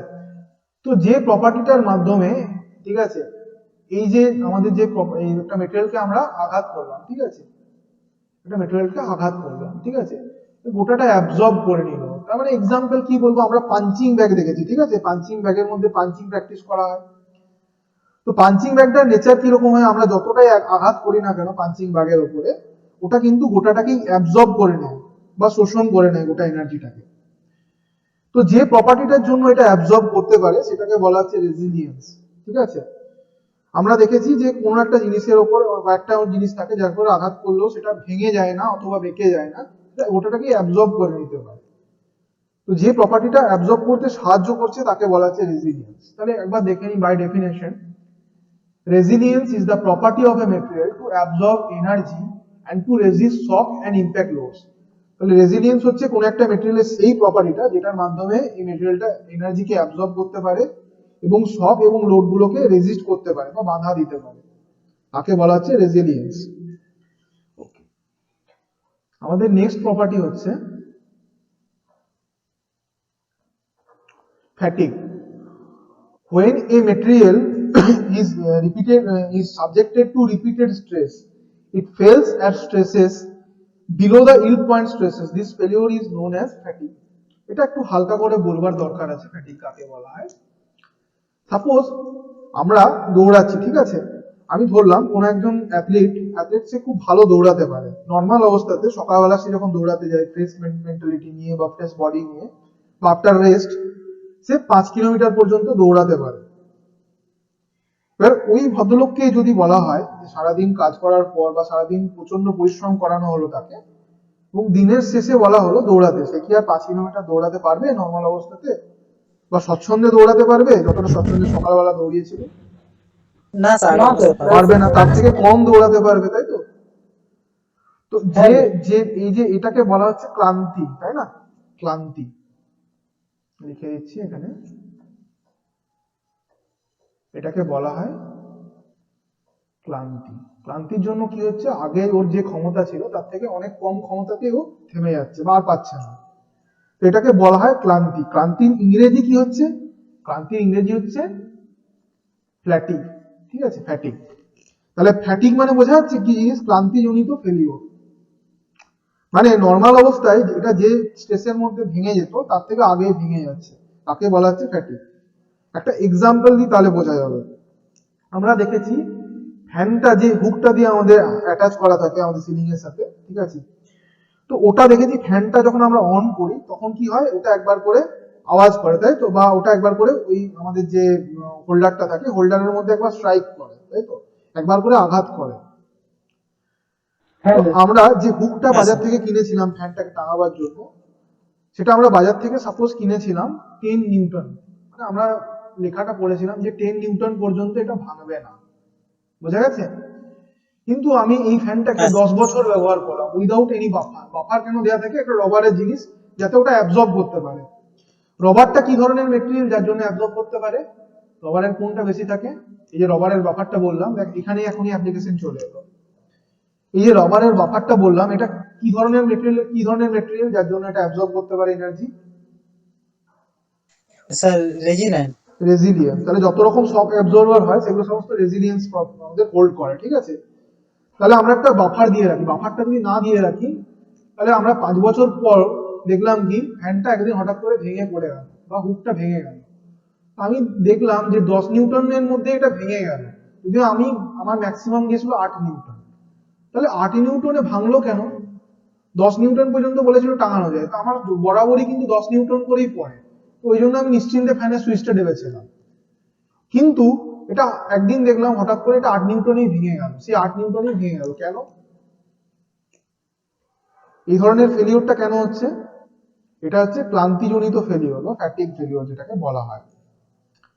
তাহলে when a material is subjected to repeated stress, একটা মেটেরিয়ালকে যদি দীর্ঘদিন ধরে একই স্ট্রেসের মধ্যে রাখা হয়, ঠিক আছে, এবং সেটাকে লোডিং আনলোডিং করতে থাকে, ঠিক আছে, ইট ফেলস অ্যাট স্ট্রেসেস, এটা সেই স্ট্রেসের মধ্যে ভেঙে পড়ে যেটা ইল্ড পয়েন্ট স্ট্রেসের থেকেও কম হয়, below the yield point stress. Yield point stress মানে যে স্ট্রেস থেকে ওটা প্লাস্টিক হতে শুরু করে। মানে তোদের একটা জিনিস বলা হলো, এইমাত্র বলা হলো যে একটা লিমিট পর্যন্ত এটা ইলাস্টিক থাকে, কিন্তু তারপরে ওটার মধ্যে ডিফরমেশনটা পার্মানেন্ট হতে শুরু করে। তো যেখান থেকে ও পার্মানেন্ট হওয়া শুরু করছে সেটাকে বলা হচ্ছে ইল্ড পয়েন্ট স্ট্রেসেস, ঠিক আছে? তো আমরা দেখতে পাচ্ছি সাপোজ যে এই ইলাস্টিক লিমিট ছিল 10 নিউটন, দীর্ঘদিন ব্যবহার করার পর ইলাস্টিক লিমিটটা কিন্তু 8 নিউটনের নিচে চলে গেছে। এটা কেন হয়েছে? এটা ক্লান্তির জন্য হয়েছে। তো এটাও তো বোঝা গেল একমাত্র কেবলমাত্র এরকম নয় কি মানুষই ক্লান্ত হয়ে পড়ে, একটা মেশিনকেও যদি সারাদিন ধরে চালানো হয় তাহলে সেটাও কিন্তু হ্যাং হয়ে যায়, তাই না? আচ্ছা, আচ্ছা, এটা কেউ মিস ইন্টারপ্রেট করিস না, আমি অতটা কাউকে খাটাই না। আচ্ছা, নেক্সট যে ব্যাপারটা হচ্ছে, যদি এই একই জিনিস কিন্তু মানুষের জন্য প্রযোজ্য হয়, ঠিক আছে, মানুষ ক্লান্ত হয়ে পড়ে, মেশিন হ্যাং করে যায়, একইভাবে কিন্তু মেটেরিয়াল গুলোর মধ্যেও ফ্যাটিক জনিত ফেলিওর চলে আসে। ওরা যে লোড পর্যন্ত ভাঙতো তার আগেই ভেঙে যাচ্ছে, মানে ইল্ড পয়েন্টের আগেই ও ভেঙে পড়ছে বা বিকৃত হয়ে যাচ্ছে, পার্মানেন্ট ডিফরমেশন ওর মধ্যে চলে আসছে বা ওটা প্লাস্টিক হয়ে যাচ্ছে। This failure is known as fatigue. এই ধরনের ভেঙে যাওয়া ফেলিওরকে বলা হচ্ছে ফ্যাটিক ফেলিওর বা ক্লান্তিজনিত ফেলিওর। বোঝা গেল কি গেল না? স্যার বোঝা গেছে। আচ্ছা, নেক্সট হচ্ছে আমাদের ক্রিপ। আর বেশি নেই মনে হচ্ছে, এই তিনটে রয়েছে, ক্রিপ, টেনাসিটি, এন্ডিউরেন্স লিমিট আর মেসিনেবিলিটি। ওকে, তো যে জায়গাটা হচ্ছে ক্রিপ, ঠিক আছে, creep can be defined as permanent deformation of A component under a static load applied for a long period of time at constant temperature। ওই যে হার্বেরিয়াম সিটটাকে বলা হলো, এটার এক্সাম্পল একটা দিয়ে দিই তাহলে খুব সোজাই বোঝা যাবে জিনিসটাকে।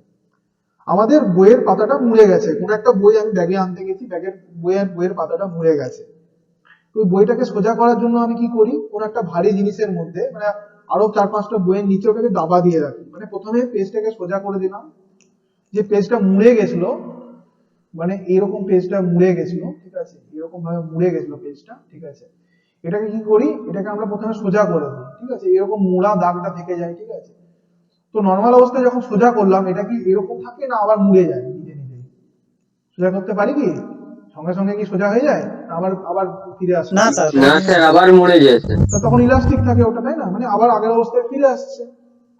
আচ্ছা, তো এবারে কি হয়, এটাকে যদি আমি দীর্ঘদিন ধরে ভারী জিনিসের মধ্যে চাপা দিয়ে রাখি এবং ধর আমি 5-6 দিন পর বার করলাম জিনিসটা, তখন দেখবো এটা আর কিন্তু আগের অবস্থায় ফিরে আসছে না, এরকমই রয়ে গেছে। এই যে দীর্ঘক্ষণ ধরে একই একটা স্ট্রং একটা প্রেসারের মধ্যে দীর্ঘক্ষণ ধরে রেখে দেওয়ার ফলে ওর মধ্যে যে বিকৃতিটা আমি করিয়েছিলাম, এই যে সোজা করে দিয়েছিলাম, এটা পার্মানেন্ট হয়ে যায়। তো যে প্রপার্টিটা এই দীর্ঘদিন ধরে রাখার ফলে এটাকে পার্মানেন্ট করে দিচ্ছে, এই বিকৃতিটাকে পার্মানেন্ট করে দিচ্ছে, সেটাকে বলা হচ্ছে ক্রিপ। যেটা শর্ট সময়েই পার্মানেন্ট করে দিচ্ছে সেটাকে বলা হচ্ছে প্লাস্টিসিটি। আর যেটা অনেক সময় ধরে মানে একই লোডের মধ্যে অনেক সময় ধরে থাকার ফলে পার্মানেন্ট করছে, সেটাকে বলা হচ্ছে ক্রিপ। এটার এক্সাম্পল আমরা সবাই বুঝতে পেরেছি ক্রিপ কাকে বলা হয়। তাহলে আমাদের যে বইয়ের পাতাগুলো থাকে, বইয়ের পাতাগুলো সোজা হওয়ার কারণ কি, দীর্ঘদিন ধরে আমরা যে পালঙ্কের তলায় বা আরো 5টা 6টা বইয়ের নিচে রেখে দিই বা ভারী জিনিসের তলায় রেখে দিই, 5 দিন 6 দিন পর ওগুলো পার্মানেন্টলি সোজা হয়ে যায় বা ওগুলো আগের অবস্থায় ফিরে আসে। এটা কোন প্রপার্টিজ এর জন্য হয়, কোন প্রপার্টির জন্য হয় এটা? স্যার গ্রিপের জন্য। Creep, CREEP। তাহলে এটা আমি পড়ে নিচ্ছি একবার। Creep can be defined as, Kripke এইভাবে ডিফাইন করা যায় as permanent deformation. Permanent deformation মানে একদম পুরোপুরি ভাবে বিকৃতি, ঠিক আছে, মানে অফ এ কম্পোনেন্ট, একটা কম্পোনেন্টের আন্ডার এ স্ট্যাটিক লোড, একটা নির্দিষ্ট লোডের মধ্যে, যেটা applied for a long period of time, যেটা দীর্ঘক্ষণ ধরে অ্যাপ্লাই করা হয়েছে বস্তুটার উপর একটা কনস্ট্যান্ট টেম্পারেচার, ঠিক আছে, কনস্ট্যান্ট টেম্পারেচার, এটাকে বলা হয় ক্রিপ। আচ্ছা, ক্রিপ বোঝা গেছে। হ্যাঁ স্যার, আচ্ছা, বুঝে গেছি। নেক্সট হচ্ছে কি আমাদের টেনাসিটি। টেনাসিটি কাকে বলা হয়? Tenacity is the property that enables a material to have tensile strength so that it can bear the effect of tensile forces. তো কোন একটা মেটেরিয়ালকে আমরা মানে আমরা টেনসাইল ফোর্স দিচ্ছি, মানে এই যে টানছিলাম টেনসাইল ফোর্স দিচ্ছিলাম, তো এটা কি হতে পারে, এটা ভেঙে যেতে পারে, তাই না? তো যে প্রপার্টিটা হ্যাঁ এই ভাঙতে বাধা দেবে, ঠিক আছে, বা ভাঙতে দেবে না, তাকে বলা হচ্ছে টেনাসিটি। তাহলে এখন প্রশ্ন হচ্ছে যে তাহলে একটু আগে তো আপনি বললেন স্ট্রেংথ টিকিয়ে রাখতে সাহায্য করবে, হ্যাঁ এটাও টাইপ অফ স্ট্রেংথ, কোনো অসুবিধা নেই, এটা একটা টেনসাইল স্ট্রেংথকে বলতে পারি টেনাসিটি, বলাই যেতে পারে, কোনো অসুবিধা নেই। তো কোন একটা মেটেরিয়ালের উপর আমি টেনসাইল ফোর্স দিচ্ছি, তো যে প্রপার্টিটা এই টেনসাইল স্ট্রেসটাকে দেওয়া সত্ত্বেও এটাকে টিকিয়ে রাখছে তাকে বলা হচ্ছে টেনাসিটি। বোঝা গেছে? হ্যাঁ স্যার। নেক্সট হচ্ছে এন্ডিউরেন্স লিমিট, এটা খুব ইম্পর্টেন্ট প্রপার্টি, এন্ডিউরেন্স লিমিট, ঠিক আছে। আচ্ছা, তো ব্যাপারটা হচ্ছে একটু আগে আমি একটা জিনিস ডিসকাশন করছিলাম, এটা খুব ইম্পর্টেন্ট প্রপার্টি, ঠিক আছে, পরে আমরা জানবো হিট ট্রিটমেন্টে যখন হবে। তো এটা কিভাবে করা হয়, এটা অত পরীক্ষায় না এলেও এটা আমাদের জানবার জন্য ইম্পর্টেন্ট। তো কিরকম জিনিসটা হয়, এই যে মেটেরিয়ালটাকে আমি বললাম, সাপোজ এটাকে আমি বারবার এটাকে লোডিং আনলোডিং করছিলাম, ঠিক আছে, এটাকে বারবার লোডিং আনলোডিং করছিলাম, ঠিক আছে। এটাই কি করলাম, প্রথমে এরকম টানলাম, তারপর আবার ছেড়ে দিলাম, এটা আবার আগের অবস্থায় ফিরে চলে এলো, ঠিক আছে, আবার টানলাম, আবার এই অবস্থায় এলো, আবার ছেড়ে দেওয়ার পর এই অবস্থায় গেল, আবার আগের অবস্থায় আনছি, আগের অবস্থায় আবার ফিরিয়ে আনছি, আবার আগের অবস্থায় থেকে নিয়ে এরকম টেনে বড় করছি, আবার আগের অবস্থায় ফিরিয়ে নিয়ে যাচ্ছি। তো এটার ফলে এর মধ্যে কি ফেলিওর হতে পারে, একটু আগে বললাম, এটা ক্লান্তিজনিত ফেলিওর বললাম, এটা কি বলা হয়, এটাকে বলা হয় কি, ফ্যাটিগ ফেলিওর, তাই তো, এটাকে বলা হয় ফ্যাটিগ ফেলিওর, এর মধ্যে ফ্যাটিগ ফেলিওর হবে। এবার প্রশ্ন হচ্ছে, সাপোজ আমি দেখলাম এর মধ্যে 10 নিউটন এর লিমিট দেওয়া হয়েছিল, যে 10 নিউটনের উপর পর্যন্ত এটা ইলাস্টিক লিমিটে থাকে, 10 নিউটন পর্যন্ত ইলাস্টিক লিমিটে থাকবে। কিন্তু আমি দেখছিলাম 8 নিউটনে একটা বল প্রয়োগ করার পরে এটা দীর্ঘক্ষণ, 8 নিউটন একটা সামান্য বল, এটা কিন্তু 10 নিউটনের থেকে কম, অর্থাৎ আমি যেটা আমাকে বলেছে যে লোডটা দিতে, তার থেকেও কম লোড দেওয়ার পরেও ফ্যাটিগ ফেলিওর আসছে, ঠিক আছে। তাহলে এবার প্রশ্নটা হচ্ছে, তাহলে কি আমি যত কমই ফোর্স দিই, আমি যদি 1 নিউটনও দিই, তাহলেও কি এর মধ্যে ফ্যাটিগ ফেলিওর হবে, না হবে না? না স্যার, হবে না। হবে না, একটা লিমিট পর্যন্ত ফ্যাটিগ ফেলিওর হবে না, ঠিক আছে, হবে না বলাটা ভুল, হবে, কিন্তু আমরা এটাকে একটা অন্যভাবে ইনফাইনাইট করে দিই, ঠিক আছে, পরে বলছি। তো যে মিনিমাম ম্যাক্সিমাম পর্যন্ত ধর আমি ধরলাম কি 2 নিউটন পর্যন্ত ফ্যাটিক ফেলিওর হবে না, 5 নিউটন পর্যন্ত ফ্যাটিক ফেলিওর হবে না, কিন্তু 6 নিউটন যখনই আমি দিয়ে দিলাম তখন থেকে ফ্যাটিক ফেলিওর হওয়ার টেন্ডেন্সি স্টার্ট হলো। তো এই 5 নিউটনটাকে বলা হচ্ছে ওর এন্ডিউরেন্স লিমিট, মানে যতদূর পর্যন্ত ফোর্স দিলে ওটা পুরোপুরি ভাবে সেফ থাকবে, মানে ফ্যাটিক ফেলিওরের কোনো টেন্ডেন্সি থাকবে না, তাকে বলা হচ্ছে আমাদের এন্ডিউরেন্স লিমিট। তো অ্যাকচুয়ালি পৃথিবীতে কোনো জিনিসকেই পারফেক্ট বলা যায় না, কখনোই মেটেরিয়াল ভাঙবে না এই শব্দটা কেউ কখনো ব্যবহার করতে পারে না। তো এটাকে আমি কি বলছি, এটাকে ওইটা কখনোই ভাঙবে না না বলে আমি একটা বলছি the maximum stress at which even a billion reversible of stresses, মানে গল্পটা কি বলতে চেয়েছে, এই যে একবার একবার বলতে কি বোঝাতে চাইছি, একটা প্রসেস আমি অন্য কালার দিয়ে দেখাচ্ছি, এটাকে একবার টেনে লম্বা করলাম, আবার ছেড়ে দেওয়ার পরে এটা আগের অবস্থায় ফিরিয়ে গেল, এটা হলো একটা সাইকেল, মানে একবার টোটাল বাড়ালাম আবার আগের অবস্থায় ফিরিয়ে গেলাম, এটা একটা সাইকেল। এটাকে যখন আমি দ্বিতীয়বার রিপিট করব তখন এটা কটা সাইকেল হলো, কটা সাইকেল হলো চারটা এটা, স্যার, দুটো। চারটা। এই দুটো মিলিয়ে একটা, মানে টোটাল বাড়াচ্ছি আবার এটা আগের অবস্থায় ফিরে আসছে, এটা মিলিয়ে একটা টোটাল সাইকেল। প্রথমে এটাকে বাড়াচ্ছি আবার এটা আগের অবস্থায় আবার ফিরে আসছে, এটা মিলিয়ে একটা সাইকেল। সাইকেল মানে চক্র, যখন ও আগের অবস্থায় ফিরে আসছে আবার টোটালি, এটা লম্বায় বড় হয়ে গেছিল, ঠিক আছে, এটা আবার আগের অবস্থায় ফিরে আসছে, এটা নিয়ে একটা সাইকেল। তাহলে এইখানে কটা সাইকেল হলো, দুটো হয়েছে। আবার যদি একবারকে আমরা বাড়ালাম আবার আগের অবস্থায় ফিরে এলাম, এটা কটা সাইকেল হলো, এই ছবিতে কটা সাইকেল দেখতে পাচ্ছি লাল কালার। এইরকম ভাবে আমরা 100 কোটি বার, 100 কোটি সাইকেল করলেও 100 ক্রোর্স বলেছে, ঠিক আছে, মানে 100 কোটি বার যদি আমরা করি তাতেও এটা ভাঙবে না যদি বলা যায়, তাহলে সেটাকে বলা হচ্ছে এন্ডিউরেন্স লিমিট। মানে যে স্টেজ পর্যন্ত 100 কোটি বার রিভার্সিবলের পরেও এটা ভাঙবে না বা এর মধ্যে ফ্যাটিক ফেলিওর হবে না, তাকে বলা হচ্ছে endurance limit. The maximum stress at which even a billion reversible of stress cannot cause failure or fatigue failure of a material is called as endurance limit. মানে এভাবে 100 কোটি বার, ঠিক আছে, 100 কোটি বার আমরা করলেও তার মধ্যে ফ্যাটিক ফেলিওর আসবে না। তো এটাকে কি বলতে পারি, সোজা কথাই বললে ফ্যাটিক ফেলিওর হবে না যার মধ্যে, কিন্তু সায়েন্সের কথায় আমরা কখনো হবে না এই শব্দটা ব্যবহার করা যায় না, ওটাকে ঘুরিয়ে বলেছি 100 কোটি বার ঘোরালেও তার মধ্যে ফ্যাটিক ফেলিওর হবে না। তো এটাকে বলা হচ্ছে যে স্টেজ পর্যন্ত এটা হবে না, ফ্যাটিক ফেলিওর হবে না, সেটাকে বলা হচ্ছে এন্ডিউরেন্স লিমিট। ঠিক আছে, বোঝা গেছে? হ্যাঁ স্যার। হ্যাঁ স্যার। এটা খুব ইম্পর্টেন্ট প্রপার্টি। তো আমরা যে ব্রিজ টিজ ডিজাইন করি এগুলো কিভাবে হয়, এগুলোকে আমরা এন্ডিউরেন্স লিমিটে রাখি না ফ্যাটিক ফেলিওরটা দেখে ঠিক করি? ভ্যারিয়েবল স্ট্রেস হয় না, একটা ধর সাপোজ বিদ্যাসাগর সেতু, সবসময় কি একই লোডের গাড়ি চলছে? যখন ব্রিজের উপর না, গাড়ি স্যার, যাচ্ছে না, কখনো ট্রাক যাচ্ছে, ট্রাকটা হয়তো 10 টনের একটা ট্রাক গেল, কখনো একটা সাইকেল গেল, ঠিক আছে, সাইকেলটার ওজন হয়তো সব মানুষকে নিয়ে হয়তো 100 কেজি, কখনো একটা বাইক গেল 150 কেজি। তো সবসময় কি লোডটা সেম থাকছে? আবার কখনো কিছু যাচ্ছেই না, তো সবসময় ভ্যারি করছে। তো এগুলোর মধ্যে ফ্যাটিক ফেলিওরের চান্সেসটা সব থেকে বেশি থাকে, ঠিক আছে, কারণ এগুলোর মধ্যে সবসময় ভ্যারিয়েবল লোড পড়ছে, ঠিক আছে। তো এন্ডিউরেন্স লিমিটের মধ্যে রাখলে এটা টেন্ডেন্সি থাকবে না, ওই জন্য আমরা অনেক ক্ষেত্রে দেখেছি বীজের মধ্যে এখানে দেওয়া থাকে, ওটা ফ্যাক্টর অফ সেফটি বলে একটা জিনিস আছে, ওটা জানার দরকার নেই, লেখা থাকে না যে এত টনের বেশি গাড়ি এখানে অ্যালাউ নেই এই ব্রিজটার উপরে, এই কারণেই দেওয়া থাকে। আচ্ছা, দেওয়া নেই মানে কি চলতে পারবে না? চলতে পারবে, কিন্তু ব্রিজটার মধ্যে ফ্যাটিক ফেলিওরের টেন্ডেন্সি হয়ে যাবে। আচ্ছা, নেক্সট হচ্ছে আমাদের মেশিনেবিলিটি।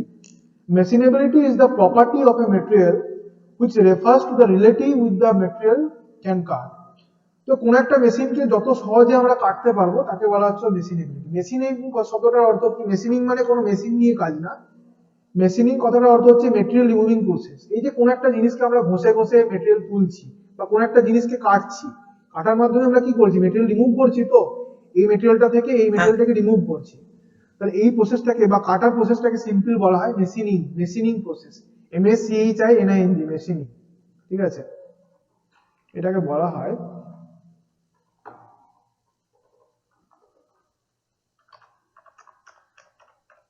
মেশিনিং প্রসেস, ঠিক আছে। তো মেশিনিং থেকে এসছে মেশিনেবিলিটি, যে প্রপার্টির জন্য এটাকে ইজিলি মেশিনিং করা যায় তাকে বলা হবে মেশিনেবিলিটি, আর যার জন্য করা যায় না তার ল্যাক অফ মেশিনেবিলিটি রয়েছে। যে প্রপার্টিটা ওর জন্য, যে প্রপার্টিটা ওকে মেশিনিং হতে সাহায্য করে তাকে বলা হয় মেশিনেবিলিটি। তাহলে একটা মাইল্ড স্টিলকে আমরা খুব সহজেই কাটতে পারি, ঠিক আছে, এটা অনেকটা মানে একটা মাইল্ড স্টিলকে নিয়ে যদি কাজ করি সেটাকে খুব ইজিলি কাটা যায়, কিন্তু একটা কাস্ট আয়রন নিয়ে যদি কাজ করি আমি 1000 বার ঘষলেও ওটা কিন্তু সহজে ক্ষয়বে না। তাহলে কার মেশিনেবিলিটি বেশি? Sir cast iron. কাস্ট আয়রনের মেশিনেবিলিটি বেশি হবে কি? ওটা তো বাধা দিচ্ছে না, মেশিনিং হতে দিচ্ছে না। আর মেশিনেবিলিটি হচ্ছে সেই প্রপার্টিটা যেটা মেশিনিং হতে সাহায্য করছে, ঠিক আছে? তাহলে কাস্ট আয়রনকে খোয়ানো যায় না সহজে, তাহলে কাস্ট আয়রনের বেশি মাইল্ড স্টিলের বেশি, এমএস এর বেশি না সিআই? মাইল্ড স্টিলের মেশিনেবিলিটি বেশি, তাহলে কাস্ট আয়রনের কি একদমই নেই? আছে, কিন্তু খুব সামান্য পরিমাণে রয়েছে। আচ্ছা, তো এটাই ছিল আমাদের আজকের জিনিস। তো আমি জাস্ট একটা সামারাইজ করে নিচ্ছি গোটা জিনিসটাকে, জাস্ট হালকা করে 5 মিনিটের মধ্যে। তো আজকে যেগুলো বললাম প্লাস্টিসিটি, তো প্লাস্টিসিটি হচ্ছে ইলাস্টিসিটির একটা মানে ঠিক বিপরীত মতন একটা প্রপার্টি বলা যেতে পারে।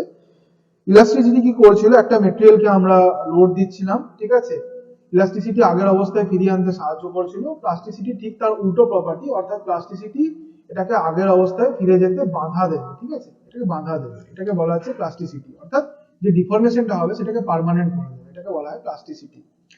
আচ্ছা, নেক্সট হচ্ছে ব্রিটেলনেস। যে প্রপার্টিটার জন্য মেটেরিয়ালটার উপর হালকা আঘাত করলে বা শক দিলে মেটেরিয়ালটা ভেঙে টুকরো টুকরো হয়ে যায়, তাকে বলা হচ্ছে brittleness. Brittleness is the opposite property of toughness. ব্রিটেলনেসটা হচ্ছে টাফনেসের অপোজিট প্রপার্টি, কারণ টাফনেস ভাঙতে বাধা দেয়, ব্রিটেলনেস ভাঙতে সাহায্য করে। নেক্সট হচ্ছে stiffness. Stiffness is the ability of a material to resist deformation under stress. কোন একটা মেটেরিয়ালের উপর টান দিচ্ছি বা আমরা প্রেসার দিচ্ছি, যেটা এই প্রেসারটা সত্ত্বেও এটাকে কোনো রকম ভাবে বিকৃত হতে বা বাড়তে বা কমতে, যে কোনো ভাবেই বলি, বিকৃত হতে বাধা দিচ্ছে, তাকে বলা হচ্ছে স্টিফনেস। নেক্সট হচ্ছে রেজিলিয়েন্স। রেজিলিয়েন্স মানে কোন একটা মেটেরিয়ালের উপর আমি আঘাত করছি, তো ওর মধ্যে থাকা যে প্রপার্টিটা ওই এনার্জিটাকে অ্যাবজর্ব করে নিচ্ছে, যেমন স্প্রিং এর মধ্যে আমরা কোনো কিছু স্প্রিংটাকে আঘাত করলে ওটা অ্যাবজর্ব করে নেয়, যে প্রপার্টিটার জন্য ওটা অ্যাবজর্ব করতে পারে তাকে বলা হচ্ছে রেজিলিয়েন্স। নেক্সট হচ্ছে fatigue. when a material to subjected to a repeated stress is faced as stresses below the yield point stresses। কোন একটা মেটেরিয়ালকে দীর্ঘক্ষণ ধরে স্ট্রেস দিলে ওইটা যত স্ট্রেসের মধ্যে ওটা পার্মানেন্ট ডিফর্ম হতো, যেটাকে আমরা yield point stress বলছি, তার আগে ওটা পার্মানেন্ট ডিফর্মেশন হতে শুরু করবে বা তার আগেই ভেঙে পড়বে। তো যে প্রপার্টিটার জন্য ওই সময়ের আগে ভাঙতে শুরু করে ক্লান্তিজনিত কারণে, তাকে বলা হচ্ছে ফ্যাটিগ। আচ্ছা, নেক্সট হচ্ছে ক্রিপ। কোন একটা জিনিসকে, কোন একটা মেটেরিয়ালকে দীর্ঘক্ষণ ধরে একটা নির্দিষ্ট প্রেসারের মধ্যে বা ফোর্সের মধ্যে দীর্ঘ সময় ধরে একই টেম্পারেচারে রেখে দিলাম, তার ফলে যে বিকৃতিটা হয়েছিল সেটা পার্মানেন্ট হয়ে যাবে। তো যে প্রপার্টিটার জন্য এই পার্মানেন্ট জিনিসটা হয়ে যায় তাকে বলা হচ্ছে আমাদের ক্রিপ, বা ডিফরমেশনটা পার্মানেন্ট যে করে দীর্ঘ সময় ধরে করার ফলে, তাকে বলা হয় ক্রিপ। নেক্সট হচ্ছে টেনাসিটি। এটা বেসিক্যালি বলা যেতে পারে একটা টেনসাইল স্ট্রেংথ।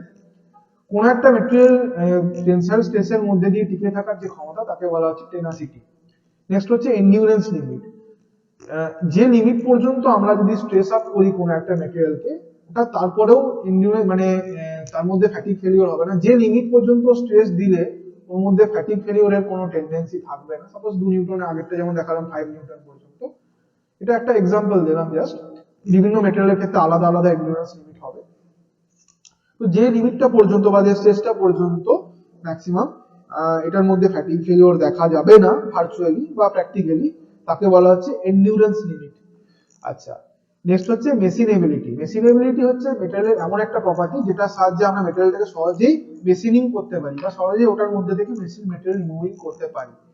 তাহলে বুঝতে পারছি এই যে প্রপার্টিস গুলো ছিল এগুলো সমস্ত আমাদের মেকানিক্যাল প্রপার্টি। এগুলো অ্যাপ্লিকেবল হয় যখন কেবলমাত্র এগুলো subjected to any kind of force, ঠিক আছে, বা শকের মধ্যে আসে, তখন এই প্রপার্টিস গুলো হয়। প্রত্যেকটা একটা মেটেরিয়ালের মধ্যে এটা মনে রাখা দরকার অতি অবশ্যই, প্রত্যেকটা মেটেরিয়ালের মধ্যে সব প্রপার্টি গুলোই আছে, কোনোটা বেশি আছে কোনোটা কম আছে। যে প্রপার্টিটা বেশি আছে বা বেশি ডমিনেট করছে সেই প্রপার্টি গুলোই কিন্তু প্রকাশ পায়। যেমন কাচের মধ্যে ব্রিটেলনেস বেশি থাকার জন্য কাচকে আমরা ব্রিটেল মেটেরিয়াল বলি, ঠিক আছে, ওটার মধ্যে টাফনেস বেশি থাকলে আমরা টাফ বলতে পারতাম, ঠিক আছে। এরকম প্রত্যেকটা এই যে 17টা প্রপার্টিজ এর কথা বলা হলো, প্রত্যেকটা 17টা প্রপার্টিজ কিন্তু প্রত্যেকটা মেটেরিয়ালের মধ্যে বিলং করে, কিন্তু ডিপেন্ড করছে অ্যামাউন্ট গুলো প্রত্যেকের ক্ষেত্রে কম সমান নয়, কোনো ক্ষেত্রে কোনোটা বেশি থাকতে পারে কোনোটা কমও থাকতে পারে, ঠিক আছে। এটা ডিপেন্ড করছে মেটেরিয়ালের উপরে। তো আজকে যে টপিকটা বোঝানো হলো সেটার মধ্যে থেকে কি কারো কোনো সমস্যা বা কনফিউশন রয়েছে? না স্যার। আচ্ছা আচ্ছা, কোনো সমস্যা নেই তাই তো? আচ্ছা ঠিক আছে। হ্যাঁ, কোনটা? বুঝতে পারছি না, শোনা যাচ্ছে না। কোন জায়গাটা?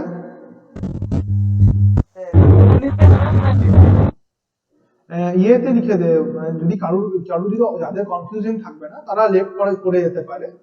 যদি কারোর অসুবিধা থাকে বা টাইমের প্রবলেম হয় বা নেটের প্যাকের সমস্যা থাকে, কারণ আবার একটা ক্লাস রয়েছে, তো তারা লেফট করে যেতে পারে। যদি কারোর কোনো প্রশ্ন থাকে তারা থাকতে পারে, কোনো অসুবিধা নেই, কারণ নেটে একটা ক্লাস আছে। আমাকে ওভার চ্যাট জানাতে পারিস যে কি কোনটা প্রবলেম হচ্ছে। রেজিলিয়েন্স, ওকে, আচ্ছা আচ্ছা, রেজিলিয়েন্স, ওকে, ঠিক আছে। রেজিলিয়েন্স হচ্ছে কোন একটা মেটেরিয়ালের উপর আমি আঘাত করলাম, ঠিক আছে, যেমন আমি পাঞ্চিং ব্যাগ বললাম, বা একটা স্প্রিং এর উপর আঘাত করলাম, বা একটা পাঞ্চিং ব্যাগের উপর আঘাত করলাম, বা তুলোর একটা মন্ডলের উপর আঘাত করলাম, সেটা কি হবে, গোটাটাকেই অ্যাবজর্ব করে নিল বা গোটাটাকেই শোষণ করে নিল। তো যে প্রপার্টিটা এটাকে শোষণ করতে সাহায্য করে তাকে বলা হচ্ছে রেজিলিয়েন্স। বোঝা গেছে? পাঞ্চিং ব্যাগের উপর আমরা পাঞ্চিং করছি, এটা কি হচ্ছে, এটা কোনো রকম ভেঙেও যাচ্ছে না, ফেটেও যাচ্ছে না, কিছুই হচ্ছে না। কি করছে, গোটাটাকেই অ্যাবজর্ব করে নিচ্ছে বা সাকসেসফুলি এটাকে অ্যাবজর্ব করছে বা শোষণ করে নিচ্ছে পুরোটাকে। তো যে প্রপার্টিটা এই শোষণ করতে সাহায্য করছে তাকে বলা হচ্ছে রেজিলিয়েন্স। বোঝা গেছে? আর কোনো কনফিউশন কারোর পক্ষ থেকে?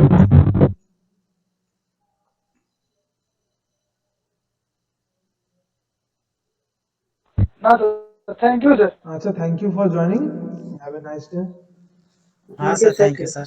Most welcome, thank you sir. most welcome। Sir